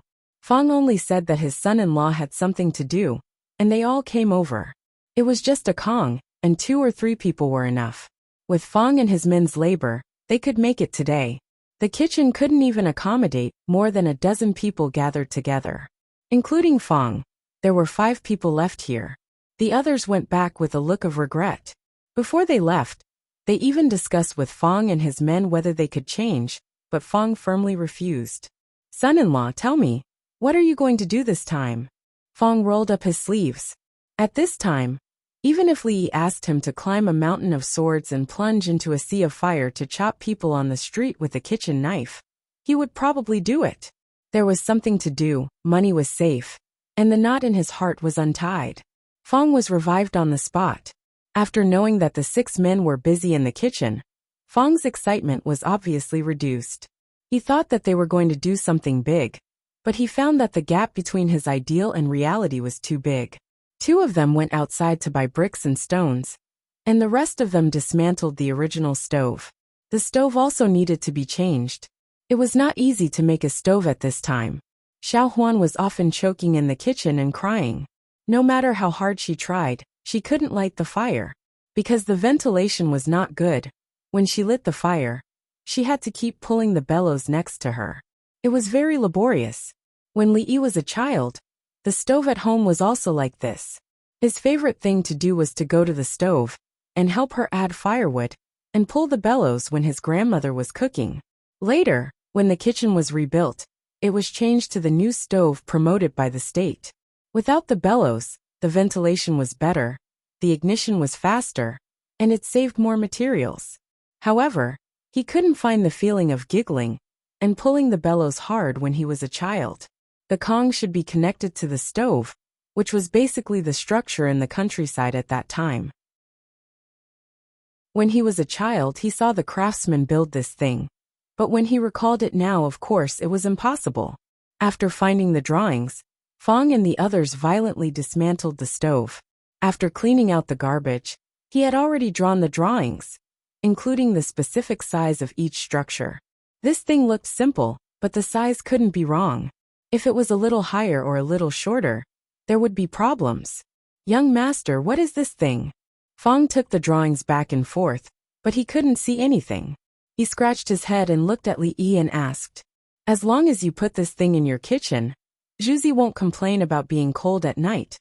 Li Yi said simply and straightforwardly if he explained too much to Fong. "Okay, I'll do it tomorrow." Fong never doubted Li Yi's words. He heard from his young master that this thing was as warm as summer when he lay on it. At night, he could hug his wife and baby and sleep on this Kong, which was quite beautiful. "Old Su, it's a deal. Tomorrow, I'll also get this thing for my house. Remember to come and help. If your house also wants to do it, call me." He patted the shoulder of a man next to him and said. When he was dismantling the stove, he wiped the black ash on his hands. Immediately, a big palm print appeared on Old Su's outer shirt. Fong's butt was kicked. The man scolded. "Son of a bitch, this was just washed by my wife.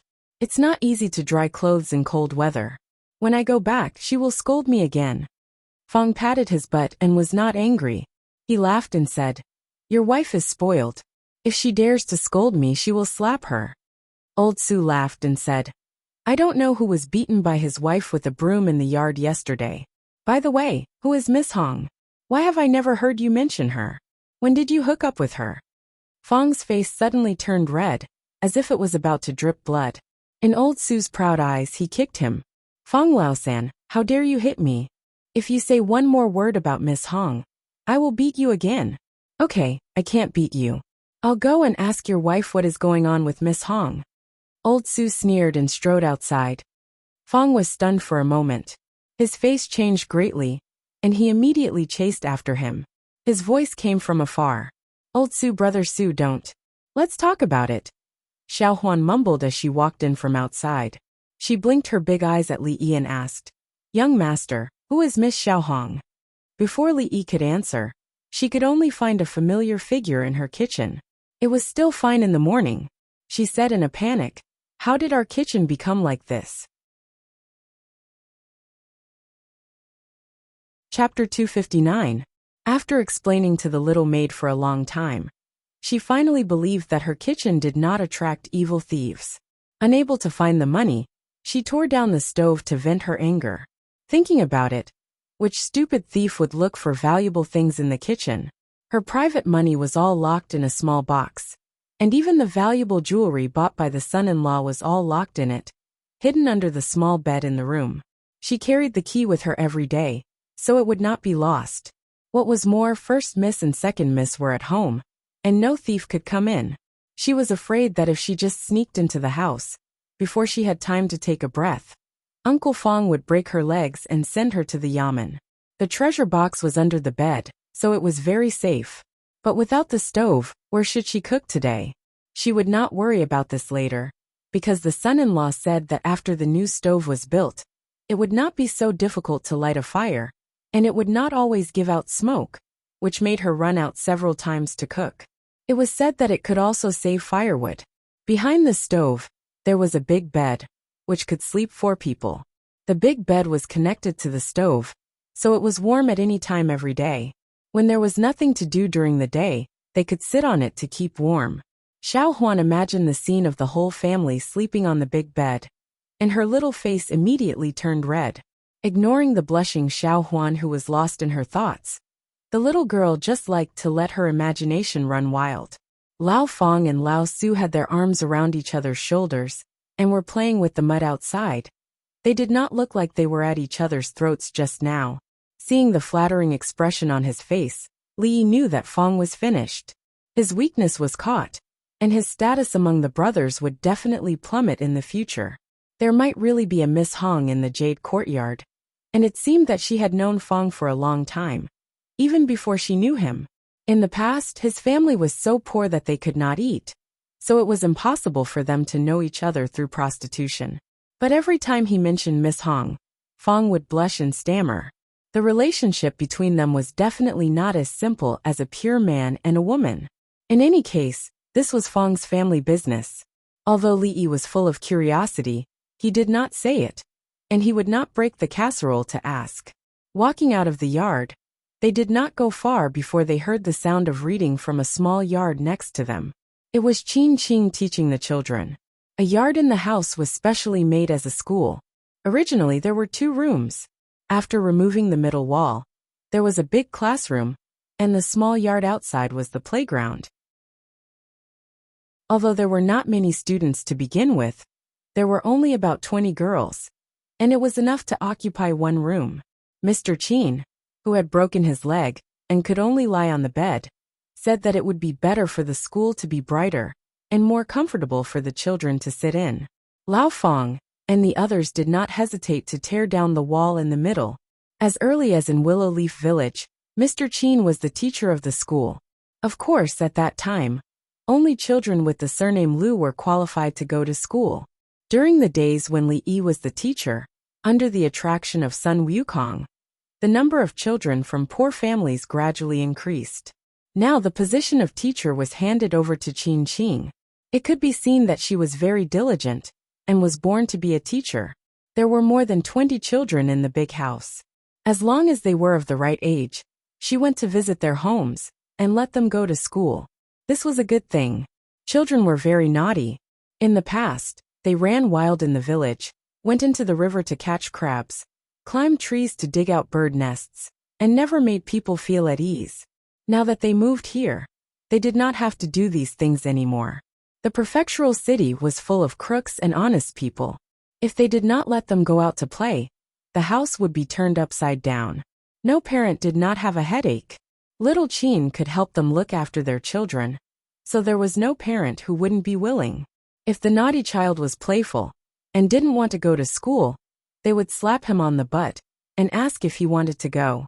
If he didn't want to go, they would slap him again. After a few more slaps, he would be willing. At first, she thought she was looking for someone to look after the child, but a few days later, when the woman was playing with the money, the naughty child proudly pointed at a pile of copper coins and said that she had lost wrongly. 7 copper coins plus 8 copper coins should be 15 copper coins, not 14.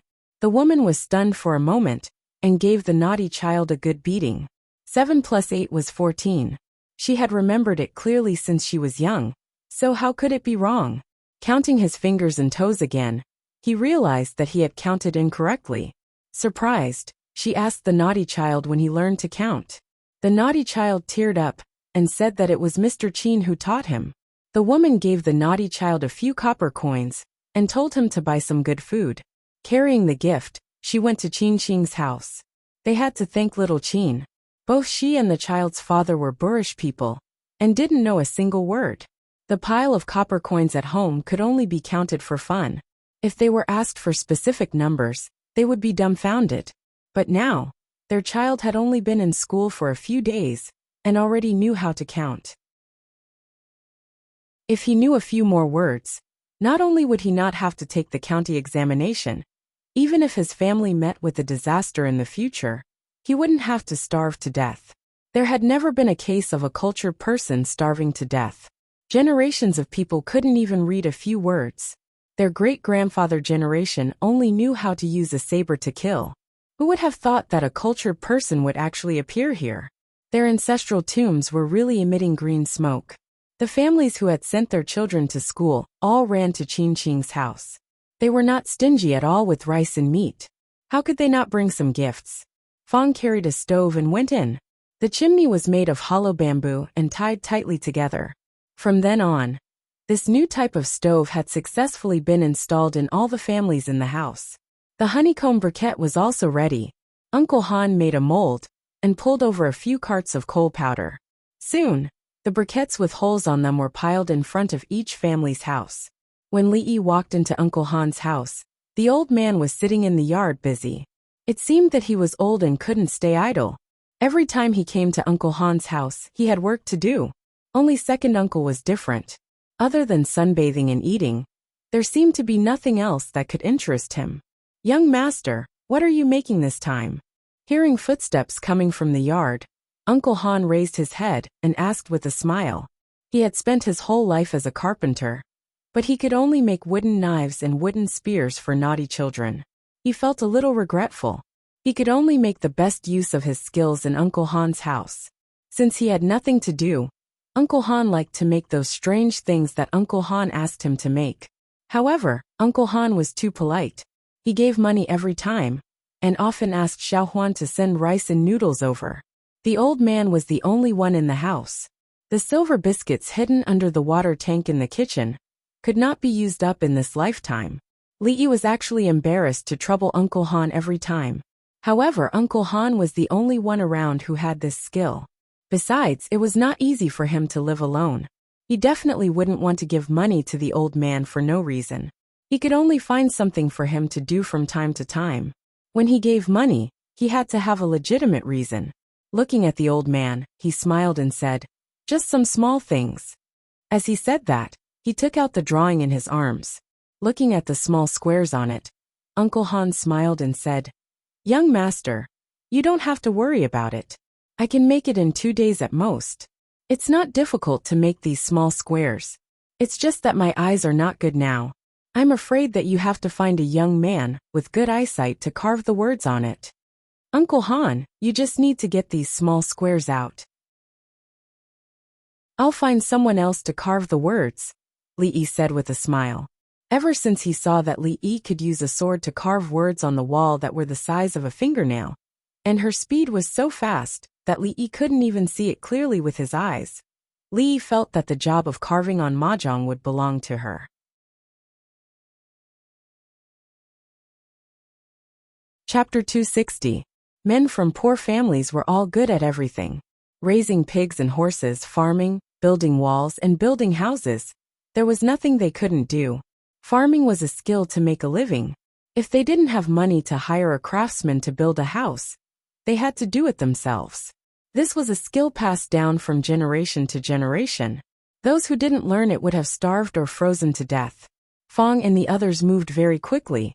In just half a day, the stove and Kong that Li Yi wanted had already appeared in the kitchen. After measuring it, the size was exactly the same as his drawing. There was no problem with the principle. The Kong that had just been made couldn't be burned immediately. Otherwise it would crack. This problem wouldn't exist after 2 days of drying. The stove and the Kong were connected. Naturally, they couldn't cook during these 2 days. Li Yi originally planned to solve the problem of eating in a restaurant outside. He didn't expect this idea to be opposed by Xiao Huan and Rui. Although his family didn't lack that bit of money, which decent family would go to a restaurant every day to eat? That was something only prodigal sons and prodigals would do. Rui workshop wasn't far from here. The kitchen there didn't lack anything. They had cooked there yesterday. They could just eat in the shop for the next 2 days. Li didn't have any objections. The brothel was just next to Rui workshop. He could discuss things with old man Sun on the way. Fong had already brought a few people to smash his own stove. He didn't even consider the problem of where they were going to eat today. The stove in the son-in-law's house had been smashed. How could his house not be smashed? Those who didn't smash would be fools, who didn't understand that if they followed in the footsteps of the son-in-law, they would have food to eat and money to earn. They had been living like this for the past few days. Otherwise, they would still be living in the village on the mountain. When Li Yi and his family were preparing to go to Rui workshop, Mrs. Fong was pointing at Fong's nose and scolding. "You're such a glutton. The stove at home is broken. Where are you going to cook today?" Fong's mother-in-law was full of anger. She washed the vegetables and was about to cook, but this guy ran in and smashed the stove. She was almost scared to death. The mother and son in the family relied on this man to survive. If he was crazy or hysterical, she and Juzi would not be able to live. What's wrong with eating at the intoxicated fragrance restaurant for a couple of days? It's not like our family lacks this bit of money. Fong retorted. It would have been better if he didn't say it. But the moment he did, Mrs. Fong got even angrier. Do you feel uneasy with so much money at home? So you're thinking of ways to give it away. This morning, you wanted to buy a performer, and now you want to go to Drunken Fragrance restaurant for a meal. You'll have to spend a few taels to eat there. Why don't you take a look at the kind of people who eat there? Sooner or later, the family's savings will be used up by you. Fong retorted again. When Li Yi walked to the door of the house, he saw a broom flying out from the yard of Fong's house. Sure enough, you can't judge a book by its cover. One was an iron man who wouldn't frown even if a knife cut his body, and the other was a seemingly virtuous and dignified peasant woman.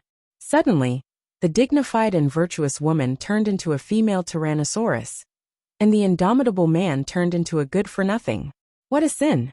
Once again he sighed at his luck. Although when they first met, Rui smashed the solid wooden table in front of him, and he didn't know how much fiercer she was than Mrs. Fong, but for the rest of the time, she was a good housekeeper, a gentle and virtuous ideal wife. Although there was still a veil between them, it was still better than. Thinking of Fong's wailing under the broom, he quickly threw that possibility out of his mind. It was still early, and there was just a touch of white in the east. There were always reasons to get up late in winter. Most people were still sleeping in their warm beds, and were unwilling to get up. There were not many people in the tiled houses who would come here to watch a show in the early morning. The open brothels were empty, and the doors of the wine shops and tea houses were closed. Only a figure occasionally walked out of the brothels. His footsteps were weak, and he was still thinking about how good the girl's kung fu was last night. In one of the brothels, Sun Yin, who had just turned 15, got up very early. He put the rag in the warm water, and quickly wiped the tables and chairs. He needed to wipe the tables and chairs clean before the brothels opened. There couldn't be any dirt on them. Then he boiled the hot water, so that he could prepare tea for the customers at any time. He was only wrapped in a thin jacket, but his forehead was covered with fine sweat. The young man's body was not afraid of the cold. After working for an hour, he only felt that his body was steaming hot, and he didn't feel cold at all. He didn't do this work for free. Sister Ruoqing said that if he could get up so early every day and finish wiping the tables and boiling the hot water, she would give him 10 copper coins. She would pay him once a day. Thinking about the dozens of copper coins lying in the small money bag that he secretly hid, he thought that one day he would be able to save enough money to marry a wife. He wouldn't need his old grandfather to worry about him anymore. His heart was full of energy, and the frequency of his hands also increased. He didn't even notice that his grandfather had walked behind him. Old Sun walked over and looked at him lovingly. He said, "Xiao Yun, rest for a while. There are still 2 hours before the brothels open." Sun Yun turned his head and wiped the sweat off his forehead. He grinned, revealing his white teeth. He said, "Grandpa, I'm not tired. I'm almost done. I still have to boil the water later." Then he continued with the work at hand. There were only 2 sets of tables and chairs to be wiped. He could rest for a while when he boiled the water later. Looking at the child's quick movements, Old Sun's old face showed a gratified expression. A diligent child wouldn't starve to death.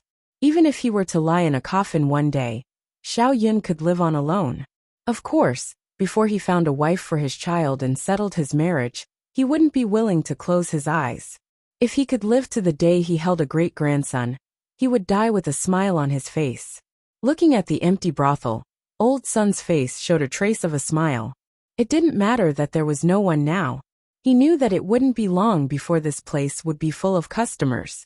The painted skin could still be performed for a period of time.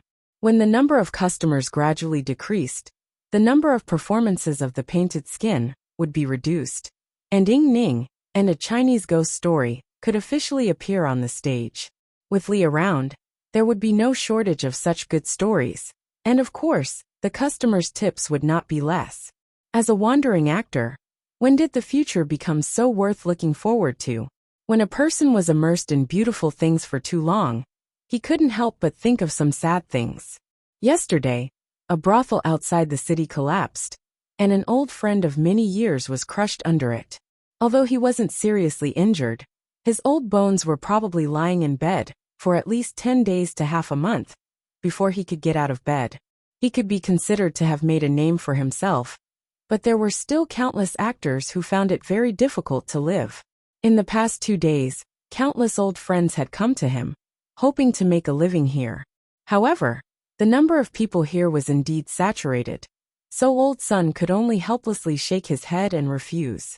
He had been wandering around for a lifetime, so he could understand the situation of most actors the best. If there was anything he could help them with, he would not hesitate to help. However, he was small and weak. In the big environment, he couldn't change anything at all. Early in the morning, there was not a single customer in the brothel. Only Old Son was sitting in the corner in a daze. Li Yi walked over. Old Son heard the footsteps, raised his head, and hurriedly stood up. Li Yi waved his hand and motioned him to sit down. He asked with a smile, "How was business yesterday?" Old Son smiled and said, "Very good. The reward I received is a little more than the day before yesterday. I haven't had time to send it to you." Yesterday was the second day of the painted skin stage play. Not only did the popularity not decrease, but it also rose. Old Son had clearly felt that the space in the brothel was not enough. "Don't be so anxious. The money will be with you for now. You can pay me once every half a month, or once a month." Li didn't come here early in the morning to ask for money. After a few greetings, he went straight to the point and said, "There is something I want to discuss with Old Sunday. Just call me Old Sunday." "What's the matter? Just tell me," Old Son said hurriedly. "It's like this. You should have seen that this brothel can't accommodate many customers, so the profit is naturally not much. I want to recruit more actors and build such a brothel in and outside the city. I want to sign a contract with them. I can provide them with stories and scripts. As for how to distribute the profit, you can distribute it according to the proportion like we do, or you can give them a fixed monthly salary." Li looked at Old Son and said, this wasn't an idea that came to him in the past 2 days. When Li Yi saw the strange culture of the brothel for the first time, he had this idea. What he didn't lack were good stories and scripts. The library contained the essence of thousands of years of culture in Huaxia.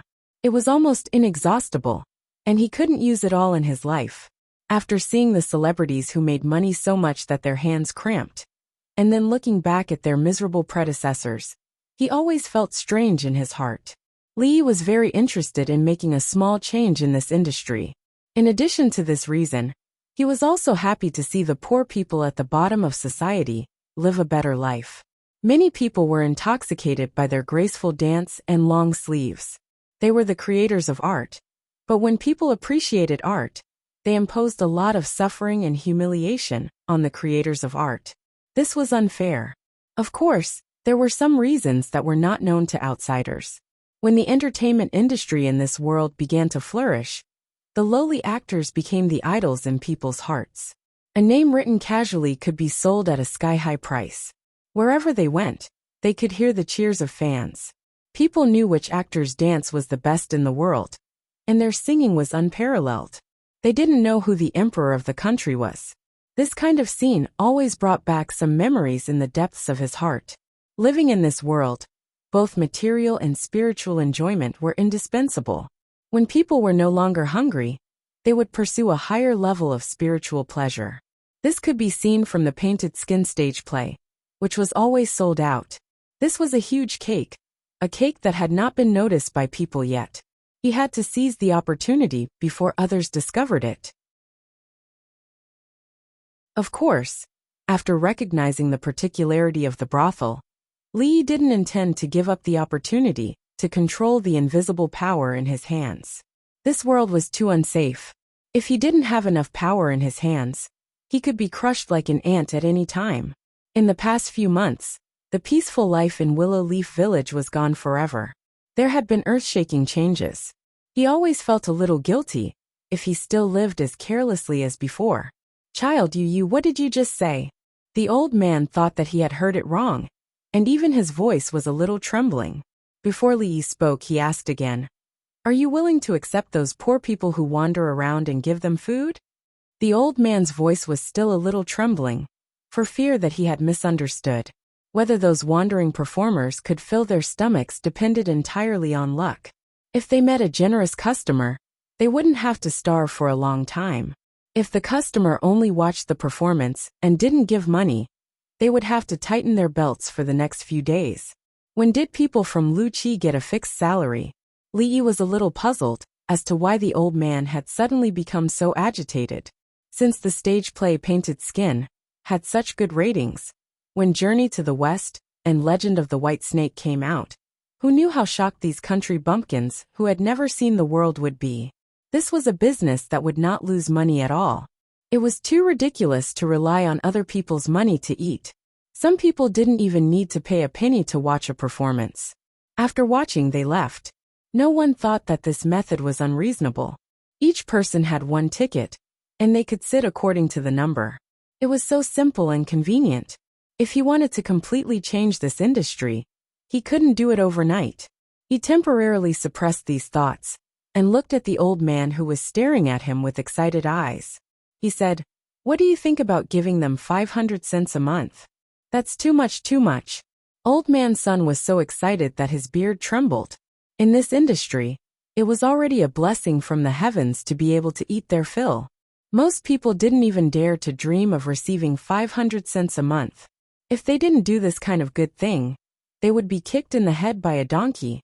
You can discuss this with Miss One first. You can first call some people to try it out. It's not certain whether it will succeed or not. Remember to choose people who know everything. For now, don't send money over. You guys use my share first. If it's not enough, then we'll talk about it." Old man's son patted his chest and promised, "Don't worry, young master. Leave this matter to me. I will definitely do it properly for you." Old man's son's face turned red. This was a good thing for the many performers in Qing'an Prefecture. He was very happy that these people in the same industry could have a meal. Li raised his head and looked at the stage covered by the curtain. There was a look of anticipation in his eyes. This world's first entertainment company was about to take its first step.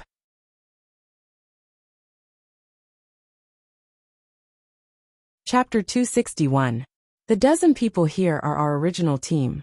You have been with them for a long time. If some of them are smart, you can ask them to be responsible for the newly built venues outside.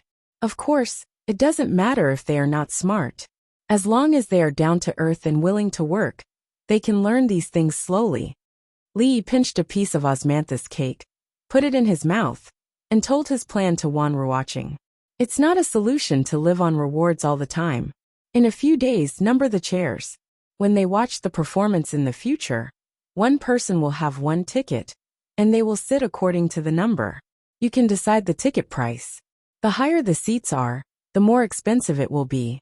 When all the seats are sold out, start to sell the standing tickets, and the price can be lower. Wan Ruoqing listened carefully and remembered every word he said in her heart. Since ancient times, actors' income had mostly depended on others' rewards. The method of buying tickets before watching the performance had never been heard of. But this was not important. What was important was that this sentence came from his mouth, so it must not be wrong. This method is not necessarily suitable. In short, change it slowly. You know the things here better than I do. You can make your own decisions. Unconsciously, The last piece of osmanthus cake had been eaten. Li Yi stood up, clapped his hands and said. Wan Ruoqing also stood up, bowed to him seriously, and said, "If this method is feasible, I don't know how many people can avoid being homeless. I thank you on behalf of those actors. The matter of recruiting actors will be handed over to you, and Mr. Sunday." Li Yi made an obeisance and said. The reason why he did this was that he also wanted to change the current situation of this industry and let those actors live a better life. But it was more because of his own selfishness. But in any case, a win-win result was always good. He was used to being a hands-off boss. After handing this matter to Wan Ruoqing, he didn't intend to take care of it anymore. She was also an actor, so she was the most suitable candidate for this matter. When he walked out of the brothel and passed by Rui Square, suddenly a figure rushed out from the side and grabbed his arm. "Lord Commandant, you're finally here." Li Yi was startled, thinking that it was someone from the Green Forest who had come to seek revenge. Just as he was about to struggle free, he heard the figure's surprised and delighted voice. From the looks of it, Xiaoqin was not here to seek revenge. Xiaoqin took a closer look and asked doubtfully, "Physician Chen, what are you doing?" The person in front of him was Physician Chen of Huichun Hall. After not seeing him for a long time, the old man who was previously quite spirited had actually become much more haggard. It was unknown what had happened during this period of time. He invited him into the Rui workshop and poured him a cup of green tea. After taking a sip, Dr. Chen sighed and said with a bitter tone, "County Lieutenant, you really made me look for you for a long time." "Why is Dr. Chen looking for me?" Li Yi looked at him in confusion. "Did I owe him money?" Looking at him, it seemed that he owed him a lot. "Impossible. I don't remember when I borrowed money from him." Looking at the county lieutenant's confused face, the expression on Dr. Chen's face could no longer be described in words. Since the last time he saw the county lieutenant suture the wound with a needle and thread, Dr. Chen knew that this was another great achievement. He solemnly asked him to spread this method. At that time, the county lieutenant also readily agreed. But after that day, there was no news. Although he personally saw the county lieutenant's rescue that day, he went to see the patient. The suture was obviously not an ordinary thread, and there seemed to be some details before the suture. He still had a lot of doubts in these aspects. It was a matter of great importance, so it was impossible for him to hastily present this method. As a doctor, Dr. Chen certainly knew the importance of this method. If all the doctors in the world could learn this method, many lives would be saved. In the days when he was waiting for the county lieutenant to teach this method, he didn't know the taste of food and couldn't sleep at night. If he could also leave a small mark on this great merit, what kind of honor would it be? However, after waiting for a few days, he didn't see the county lieutenant again. Dr. Chen couldn't sit still and went to the county government office to look for him several times. But he only got the answer that the county lieutenant was not in. He went to the Rui workshop to look for him, but the door of the shop was closed, and there was a big lock hanging outside. He stayed outside for several days, but no one came. One night, he finally saw the light in the shop, but before he got close, he was put on the neck by several knives at the same time. He was almost scared to death in the middle of the night. If he didn't explain his identity to those people, his head would have been cut off. Thinking of his experience these days, and then looking at the county lieutenant's confused expression at this time, it was obvious that he had forgotten about that matter. Dr. Chen almost spat out a mouthful of old blood, forcibly suppressing his old blood pressure. Dr. Chen stood up and respectfully bowed to Li Yi, saying, "I beg you, Your Excellency, to spread the method of suturing wounds to the world. Countless people and soldiers will remember the county lieutenant's great kindness." After Dr. Chen spoke, Li Yi remembered this matter. At that time, he seemed to have said that he would teach him the method of suturing wounds, but he didn't. At that time, he was worried about those gangsters, so he didn't remember it later. If he hadn't suddenly mentioned it today, he probably wouldn't have remembered it for the rest of his life. They didn't need to remember his great kindness. Saving a life was better than building a 7-storied pagoda. Suturing wounds didn't require any technical content, but it could play a big role on the battlefield. If the doctors in the army could learn it, at least more than 20% of the soldiers could escape from the line of death. Gunpowder was like a devil locked in Pandora's box, a machine that harvested human lives in the cold weapon era. Li was the person who released it. No one knew how many people would die in the hands of this devil in the future. Although he didn't do it himself, it could be regarded as an indirect sin. He didn't want to build an innumerable pagoda to become a Buddha, but it was good to reduce some of his sins. In order to ensure that he didn't miss any key information, Dr. Chun made full use of the truth that a good memory was inferior to a bad pen. He deliberately borrowed a pen and paper from Li and wrote down all the words that Li said next. After that, he also asked Li to check it several times until there was no mistake. Looking at the dense page of paper, Dr. Chun finally showed a smile on his face. This piece of paper was as light as a feather, but it weighed more than 10,000 pounds in his heart. If the future generations could remember his name when they mentioned the suturing technique again, besides feeling grateful to County Magistrate Li, he wouldn't have any regrets even if he died now. County Magistrate, I, Chen Mufeng, dare not forget your kindness in this life. Dr. Chen's face was solemn, and he once again bowed respectfully to Li. The bow just now was for the people in the world, and this bow was for himself. In this world, everyone wanted to have a chance to leave their name in history and be remembered by the future generations. Dr. Chen was naturally no exception. County Magistrate Li, who gave him this opportunity, could accept his big bow. County Magistrate, if your relatives and friends need medicine for any diseases in the future, you can come to our Huichan Hall. We won't charge a penny for the medicine. In order to show his sincerity, Dr. Chun patted his chest and said. Li looked at him.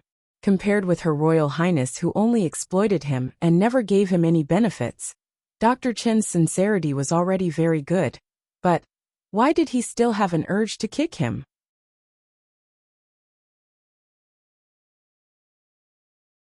Chapter 262. Dr. Chun held the piece of paper and left as if he had found a treasure. Before he left, he told Li that when he got back, he had to make a copy of what was written on it and personally hand it over to Sir Lu of the Imperial Physicians Bureau. As for the original manuscript, which was this piece of paper, he had to keep it at home and pray to it every day, so that it could be passed down to future generations. It seemed that for the ancient people, money was not the most important thing. Even when they did not have enough to eat, clothes to wear and food to eat, they still valued reputation and honor more than anything else. Scholars sharpened their brains to enter the court and become an official. Which one of them did not have ambitions to fulfill, to make a career, and to leave their name in the annals of history? Perhaps later on, they only thought about making money and wielding power, but that was a trend in a bad situation. One could not deny their original intentions. Dr. Chen put down his pride and asked him for advice on suturing wounds. He even traveled thousands of miles from Qing'an Prefecture to the capital to personally hand this thing over to the hands of the imperial physician, Lu Jimin, so that all the doctors in the world could learn it. All this was just to leave a small mark in the annals of history. If someone in the future, when suturing a wound, had a 1 in a million chance of thinking of the name Chen Mufeng, he would probably laugh out loud in his coffin. His obsession was so deep that if Li Yi had said no at that time, Dr. Chen would probably have knocked his head on Li Yi's body to prove his sincerity. As he walked out of Rui's workshop, he sighed. Leaving a name in the annals of history was far more practical than a few hundred or 1,000 taels of silver. In the future, if he had a cold or diarrhea, he would not go to other medicine shops, but to Huichan Hall. Whatever he could get back was better. Li Yi held a sword in his hand and waved it in the courtyard. Every day, he would take out 2 hours to practice martial arts in the courtyard. This had become his daily routine. The sword in his hand was Lu Rui's treasure. After much coaxing and pestering, he finally managed to borrow it from her. He also used 10 pieces of osmanthus cakes as a condition for her to teach him a set of swordsmanship. The osmanthus cake was given to him by Wan Ruoqing. He liked doing business without any cost the most. In 2 days, he had almost mastered the basic sword art taught by Lu Rui. When he was fighting with Mississippi Lu, who only used a branch and did not use any true chi. His sword was knocked away after only 2 moves, and the branch was on his neck. The evaluation he received was that he only knew inflexible moves, and did not know how to be flexible. Even if he learned a powerful sword art, it would be useless. Li Yi was also helpless about this. He didn't have much experience in fighting, and only Mississippi Lu was willing to spar with him. How much flexibility could he possibly have? He also knew where his shortcomings were. When it came to practicing martial arts, not everyone could dominate the world after learning a powerful martial art. Without enough accumulation of experience, it was like owning a treasure for nothing. The only thing missing was the key to open the door. It would be a waste not to use the free sparring partner. If he fought with Mississippi Lu more, he would become more and more powerful. Uncle Han walked over with a cloth bag in his hand and put it on the stone table. There was a rustling sound coming from the cloth bag. Uncle Han smiled and said, "Young master, the small wooden blocks are all done." "Thank you for your hard work, Uncle Han." Li Yi opened the cloth bag and saw piles of small wooden blocks inside. They already had the shape of mahjong, and the size was similar to the size of the mahjong in the future. The edges and corners were also polished very smooth, so it would not hurt his hand. He counted the number, and there were exactly 150 pieces. There were 136 pieces in a set of mahjong. In case one piece was broken, there was a spare. Now that he had the wooden blocks, he would leave the rest to Mississippi Lu. Looking at Lu Rui, who was practicing swordsmanship not far away, Li Yi carried the cloth bag and walked over. She was practicing the Tai Chi swordsmanship. Recently, she seemed to have hit a bottleneck. She often raised her sword and slashed randomly. When there was nothing to do, Li Yi did not dare to talk to her. "Rui, how about we discuss something?" Seeing Li Yi walking over, Lu Rui put away the sword in his hand. He glanced at her and said impatiently, "What?" Her tone was a little irritated.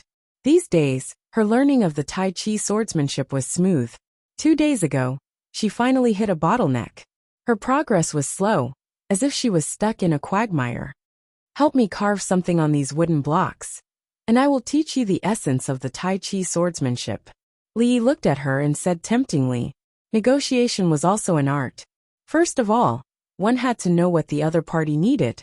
Then, they would be able to achieve miraculous results. Because of this matter, Mississippi Lu was like having her period for the 2nd time in a month. Her temper was bad, and even Xiao Huan was avoiding her. She could not resist the temptation, and could only be a free labor in exchange for what she needed. "You know the essence of the Tai Chi swordsmanship?" Anger flashed across Lu Rui's face. She glared at him. "Why didn't you tell me earlier?" Because she had hit a bottleneck. She was thinking about how to break through even when she was eating and sleeping. Suddenly, someone told her that she knew the essence of the Tai Chi swordsmanship. Her first thought was not happiness, but anger. This was Mississippi Lu's logic. Seeing that Mississippi Lu's gaze was starting to turn hostile, Li Yi was a little puzzled. The story should not have developed like this. Shouldn't she agree to his request and carve mahjong in exchange for the essence of the Tai Chi swordsmanship that he talked nonsense about? Why was she looking at him like that? Wait, why did she raise her sword? What do you want? Wait, let's talk. Put down your sword first. Don't do it. Help. After a while, Li Yi was forced to a corner by Lu Rui. Mississippi Lu probably did not know that her current position was called leaning against the wall in the future. She only looked at Li Yi with a mocking gaze. Li Yi felt that he was too naive just now.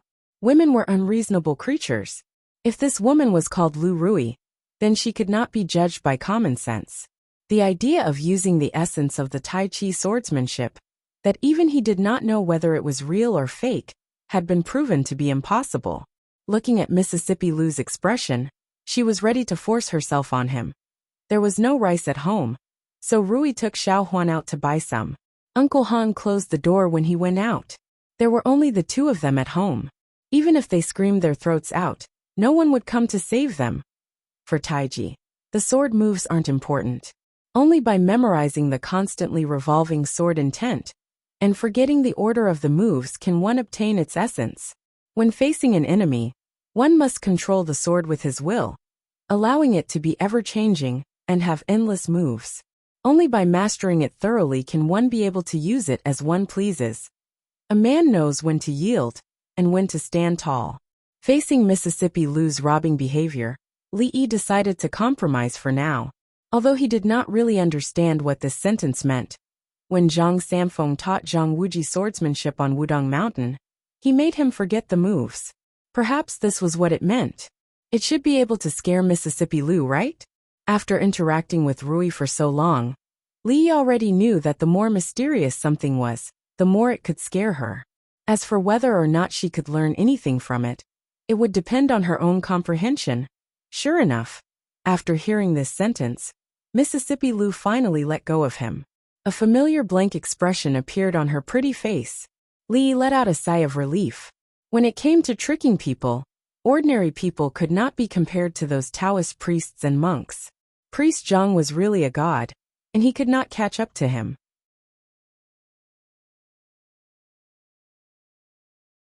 Chapter 263. Just when Li Yi gave up on the idea of hiring Mississippi Lou for free, and planned to do it himself, Lu Rui walked over with her sword in her arms. "Tell me, what did you want from me?"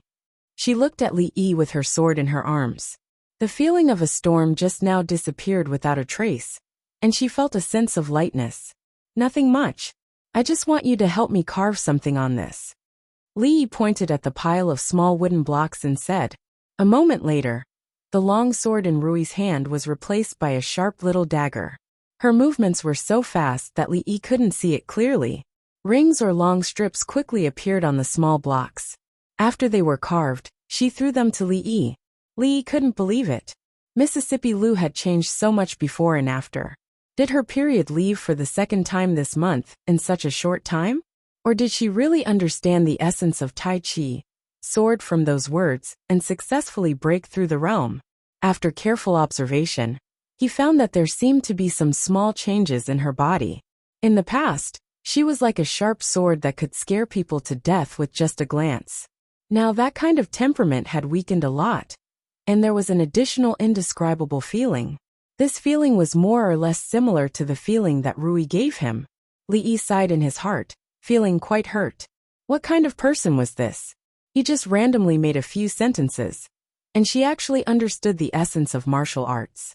Wasn't what she said just now nonsense in wuxia novels? Could it be that old Master Jin, the master of wuxia novels, was actually a peerless master who returned to the natural state? He probably wouldn't have the chance to verify the truth of this matter in this lifetime. He picked up the small wooden block that Lu Rui threw over and painted the patterns on it. The ink quickly seeped in, and he put it under the sun to dry it in a short while. Winter really wasn't a good season. It was annoying to always be under the sun. Occasionally, he could sit on the Kong and play mahjong to change his mood. There were 4 people in the house, just enough for a table. In a few days, he would also make the poker cards. When Rui and Xiaohuan cooked, the 3 of them could also play dodiju. Thinking about it, it wasn't a bad idea. "Old son, you're such a busy man. How come you have time to visit me today?" In a dilapidated thatched cottage outside the prefecture city, an old man who was lying on a bed looked at the old man's surnamed son as he walked in and said with a smile, "I came to see if you're dead or not." Old son said without hesitation, "Don't worry. I have to see if you're dead before I can close my eyes." They were old friends who often joked about such things. The old man lying on the bed with a somewhat dispirited complexion did not get angry. Instead, he retorted sarcastically. Old man's son placed a pile of things in a corner. Immediately, a young man came over with a porcelain bowl and respectfully said, "Grandpa son, drink some water. You've accepted a good disciple." Old man's son rubbed the young man's head and said with a smile. Knowing that his master and grandpa's son had something to say, the young man put down the bowl and left. Speaking of the young man in front of him, the old man lying on the bed relaxed his eyebrows. The old man on the bed looked at old man's son and said, "Let's get straight to the point. I don't have many years left to live. I heard that your farm has a steady stream of customers these days, and you've turned a dead farm into a farm. I admire your ability, And I've never asked you for anything in my life. I just hope that after I die, you can give this child something to eat. The child is still young, and he can't live alone. As long as he doesn't starve to death, you can do whatever you want with him." "No, that won't do." Old Son shook his head before he finished listening. A trace of anger appeared on the old man's face and he said, "Old Son, this child's talent is not bad. If you train him for a few years, he will be able to earn money for you. We've known each other for a lifetime, and you're not even willing to help me with this?" Old Son shook his head and said, "Don't be in such a hurry to die. You should teach your disciple yourself. When I came here, I already sent little Yin to find a doctor. When the time comes, I'll ask the doctor to write a prescription and have your disciple boil it for you twice a day. I reckon that he will recover very quickly. When the time comes, I still need your help. This old man has so much talent. It would be a pity if he died." The old man on the bed listened with a blank face. Old Son said a lot, but he became more and more confused. "If you have something to say, just say it. Stop your storytelling."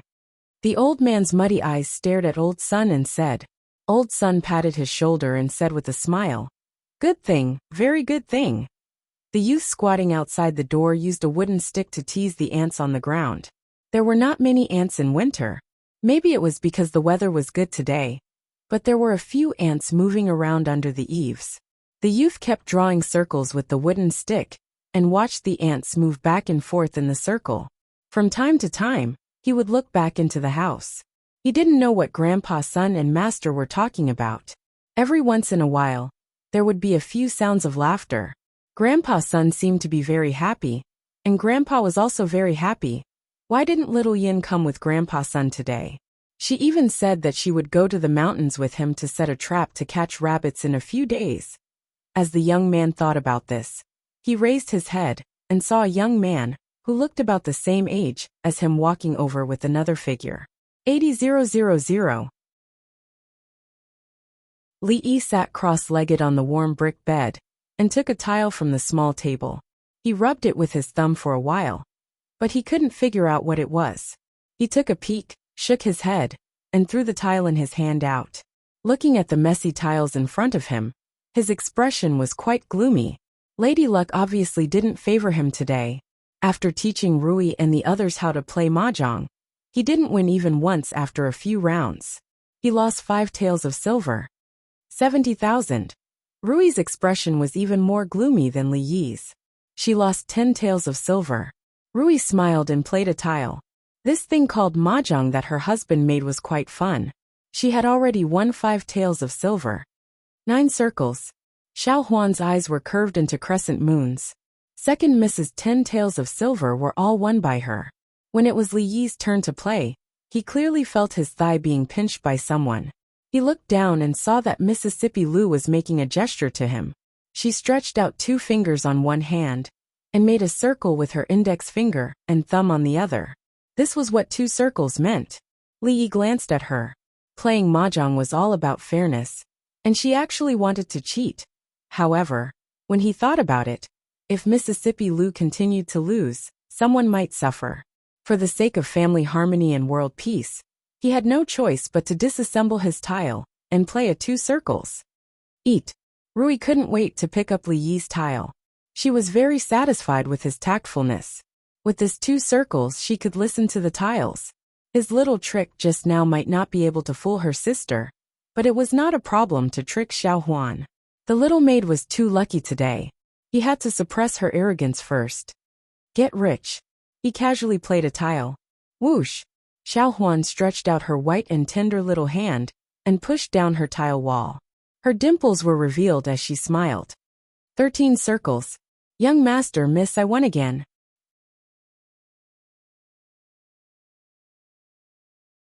Chapter 264. Recently, Li Yi and Lu Rui had become closer because they had never won a game of mahjong with only the 2 of them in the house. Mahjong was originally created to relieve their boredom, but the more they played, the more depressed they became. It was not a big deal to lose money, but they had to regain their dignity. Mississippi Lu was more competitive than him, and she would not allow herself to lose to others in any aspect. So recently, the game at home had not stopped. Then, the two of them lost more and more. Li finally understood what was going on in a gambler's mind. It was no wonder that so many people had lost everything because of gambling since ancient times. This was a road of no return. He thought he had the home advantage. Rui and the others had just started playing mahjong, and it would take them a long time to familiarize themselves with the game. However, the goddess of fortune only cared about Xiao Huan and Rui. He and Mississippi Lu had never received the goddess's blessing. It was indeed a must-kill weapon for middle-aged and elderly women. Within 2 days, a second set of mahjong appeared in the house. After dinner, the women who were idle at home played mahjong for the whole afternoon. Old Fong and the others were busy renovating the stoves for each family. After Mrs. Fong came to the kitchen to take a look, she no longer mentioned the matter of Old Fong smashing the stoves. She played mahjong with a few other women, and estimated that they would be able to have dinner the next day. After cooking, the Kong was warm and comfortable. This glutton finally did something reliable. When Li Yi came back from outside, he saw a few women in front of the house from afar. The sounds of eating and banging were incessant. 2 elderly women shook their heads and sighed at the degeneration of morals in the world. How did the originally diligent wives suddenly become lazy women? The children waved their arms and cried out that they were hungry, but the mothers only cared about grabbing the wooden blocks. When the children cried out that they were hungry, the mothers threw a few copper coins to the children to buy food. In the past, such women would have been driven back to their parents' homes.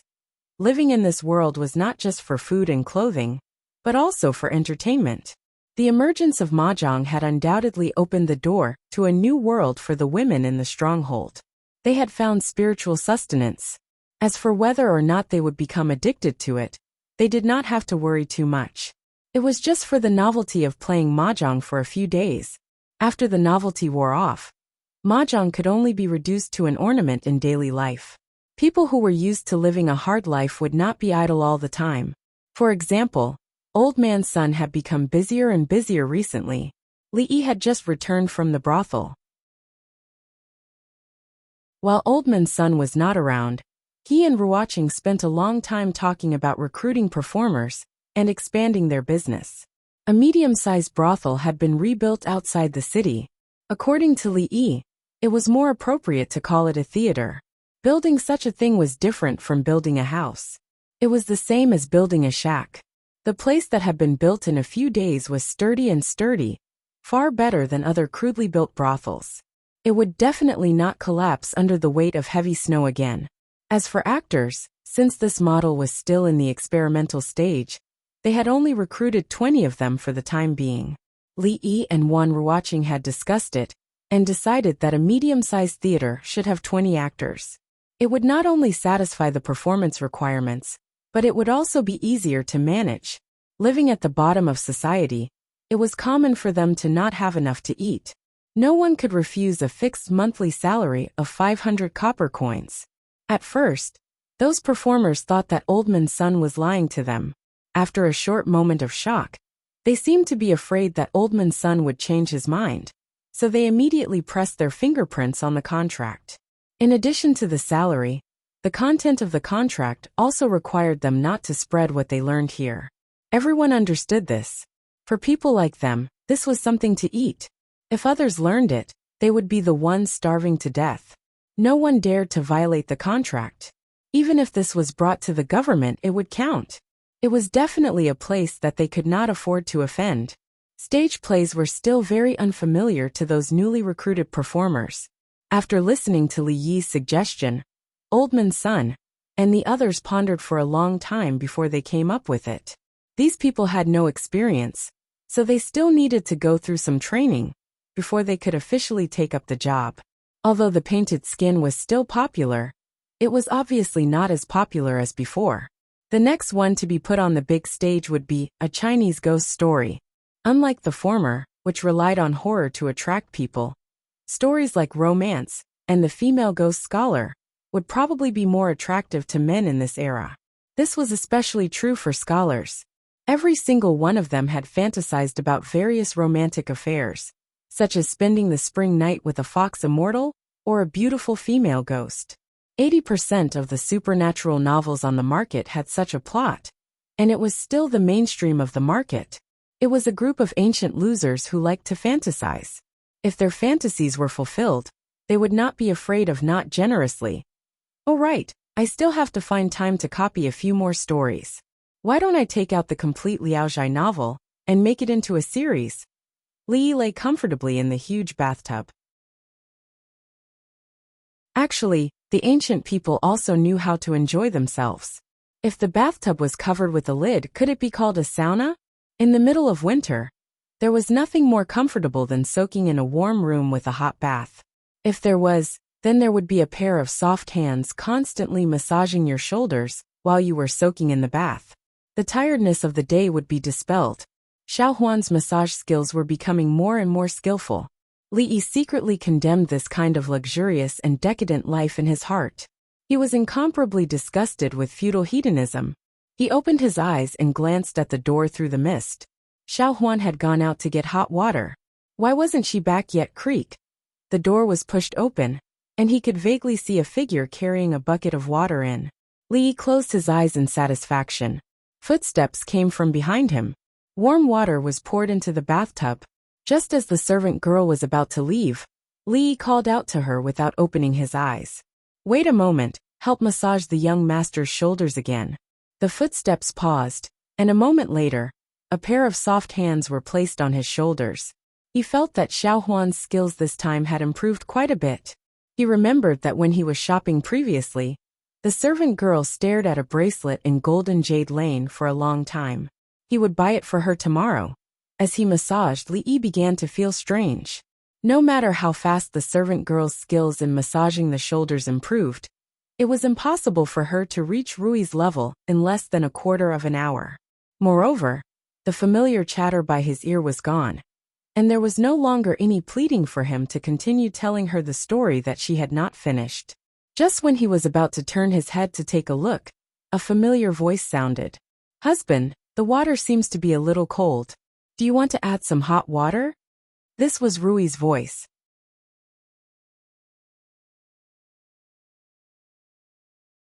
Chapter 265. Ordering Rui around was not as easy as ordering Xiao Huan around. He did not add more hot water, nor did he let Rui continue to massage his shoulders.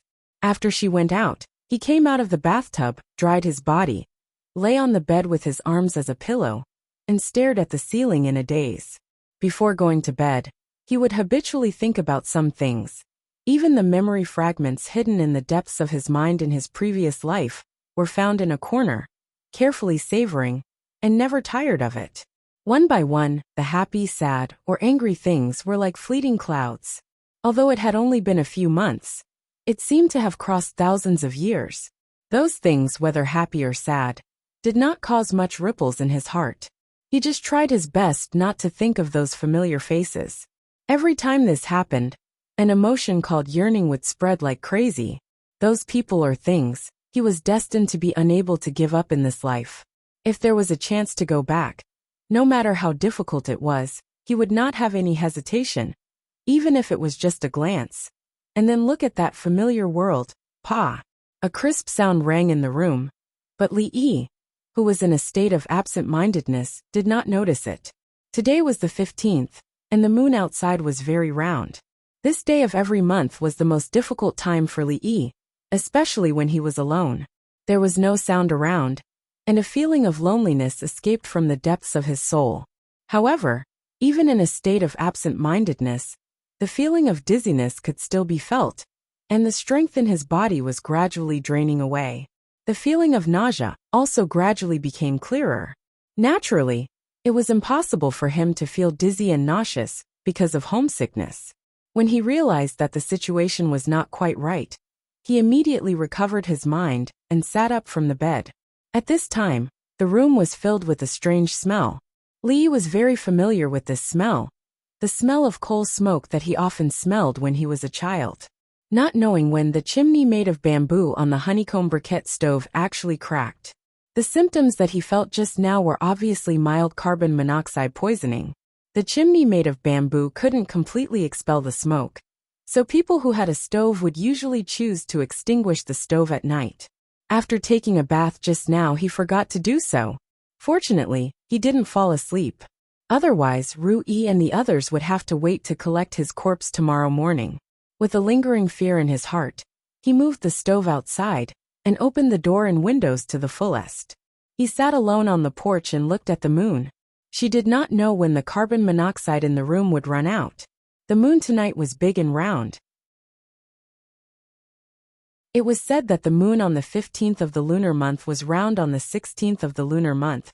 But the round in the word circumference was not the round in the word reunion. Wearing an unlined garment, it was quite cold sitting on the porch.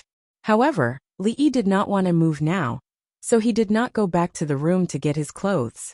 He just leaned against a pillar and looked up at the sky. He did not know whether the moon in the two worlds was the same. At least on the surface, there was no difference. There was a large dark spot alternating between light and dark. Now, the common saying was that the moonlight was blocked by the osmanthus tree in the moon palace, and almost everyone thought so. Every time this happened, he would involuntarily have a feeling of loneliness as a master. A group of ignorant people. It was just a plane on the moon. There was no osmanthus tree. Last time, when Li Xian was drunk, he said he wanted to go to the moon to see Chang'e. With the current conditions, he could not think about going to the moon, which was even more difficult than reaching the sky. A figure had been leaning against the door for a long time, watching Li Yi's expression alternating between joy and sadness. His eyes had never left the moon in the sky, and he was holding a garment in his hand, but he never walked over. Achoo! He sneezed and almost snot came out of his nose. When he was about to get up and go to the room to get his clothes, he felt a weight on his shoulder, and a coat immediately appeared on his body. Husband, are you admiring the moon alone? Lu Rui sat down beside Li Yi, also staring at the moon in the sky. I'm thinking, when can I go to the moon to have a look? Li Yi seemed to murmur unconsciously. Ah! There was a little surprise in Rui's voice. She looked back at him, blinking her eyes. She had always been steady, but at this moment, she actually looked like a little girl. She reached out and touched Li Yi's forehead. After finding that he did not have a fever, she became even more confused. The Moon Palace was the place where immortals lived. How could mortals go up there? Since ancient times, countless people had thought about it, but no one had done it. Although the moon always hung there quietly, there was no door. Only immortals could go up there. Don't be surprised. In theory, this is very feasible. Li Yi took her hand away from his forehead and found that it was very cold. He held it with both hands and said, maybe thousands of years later, someone will really do it. However, if an ordinary person goes up there, they will definitely die. It's hot in the day and cold at night. There are holes made by big stones everywhere. It's not a place for people to stay at all. If they don't die from the cold or the heat, it will be fun. If they don't die from the cold or heat, then it'll be fun. Everyone there is an expert in Qigong. With a leap, they can cover at least a distance of several feet. Their strength is also extremely great. An ordinary person can lift the stone lion at the entrance with just a little effort. Lu Rui let Li Yi hold her hand and transfer his warmth to her. She listened to him talk about these incredible things and would occasionally ask a few questions. He was always so knowledgeable. He knew a lot of things that she had never heard before. In the past, she thought that people who were educated were all so amazing. Later, she gradually realized that her husband was different from those scholars. No scholar could tell so many wonderful stories. And no scholar knew so many ways to earn money. Furthermore, no scholar knew that Chang'e was not on the moon. Her husband even knew how far the moon was from here. If there was a road that could go straight to the moon, an ordinary person would have to walk for 10 years to get there. If it was someone else, they would definitely think that the person who said these things was crazy. However, she knew that her husband never lied about these things. Achoo! He couldn't continue gossiping about the moon with Rui. Li Yi had already sneezed a few times. It was winter, and it was still cold to sit outside with clothes on. His butt was almost frozen to the point of losing consciousness when he sat on the cold ground. Seeing Li Yi stand up, Lu Rui walked into his room and quickly came out. She shook her head and said, I can't go in yet. The carbon poison has not dissipated completely. When she went to Li Yi's room to get his clothes, she already felt that something was wrong. Seeing him put the stove outside, how could she not know what had happened? Forget it. I'll sleep in the kitchen tonight. It was really too cold. Li Yi really missed the hot Kong bed. Lu Rui shook her head and said, Xiao Huan is afraid of the cold. I've already let her sleep in the kitchen. I'm afraid she's already asleep. Li Yi wrapped his clothes around his body. Originally, he had one room, Rui had another, and Xiao Huan usually slept with Rui. Now that he couldn't sleep in his room at night, and Xiao Huan had taken over the warm Kong bed in the kitchen, did he have to sleep outside tonight? Why don't you sleep in this concubine's room tonight? Hearing Rui's voice, Li Yi's expression froze. You're tuning in to the Li Mei's Sword of Destiny YouTube channel. We're so grateful for your support, and don't forget to subscribe to join us on this incredible journey through captivating stories. Your generosity through donations truly makes a world of difference, as it's the primary source of revenue that allows me to expand and enhance this channel for you. Thank you from the bottom of my heart for being a part of this adventure.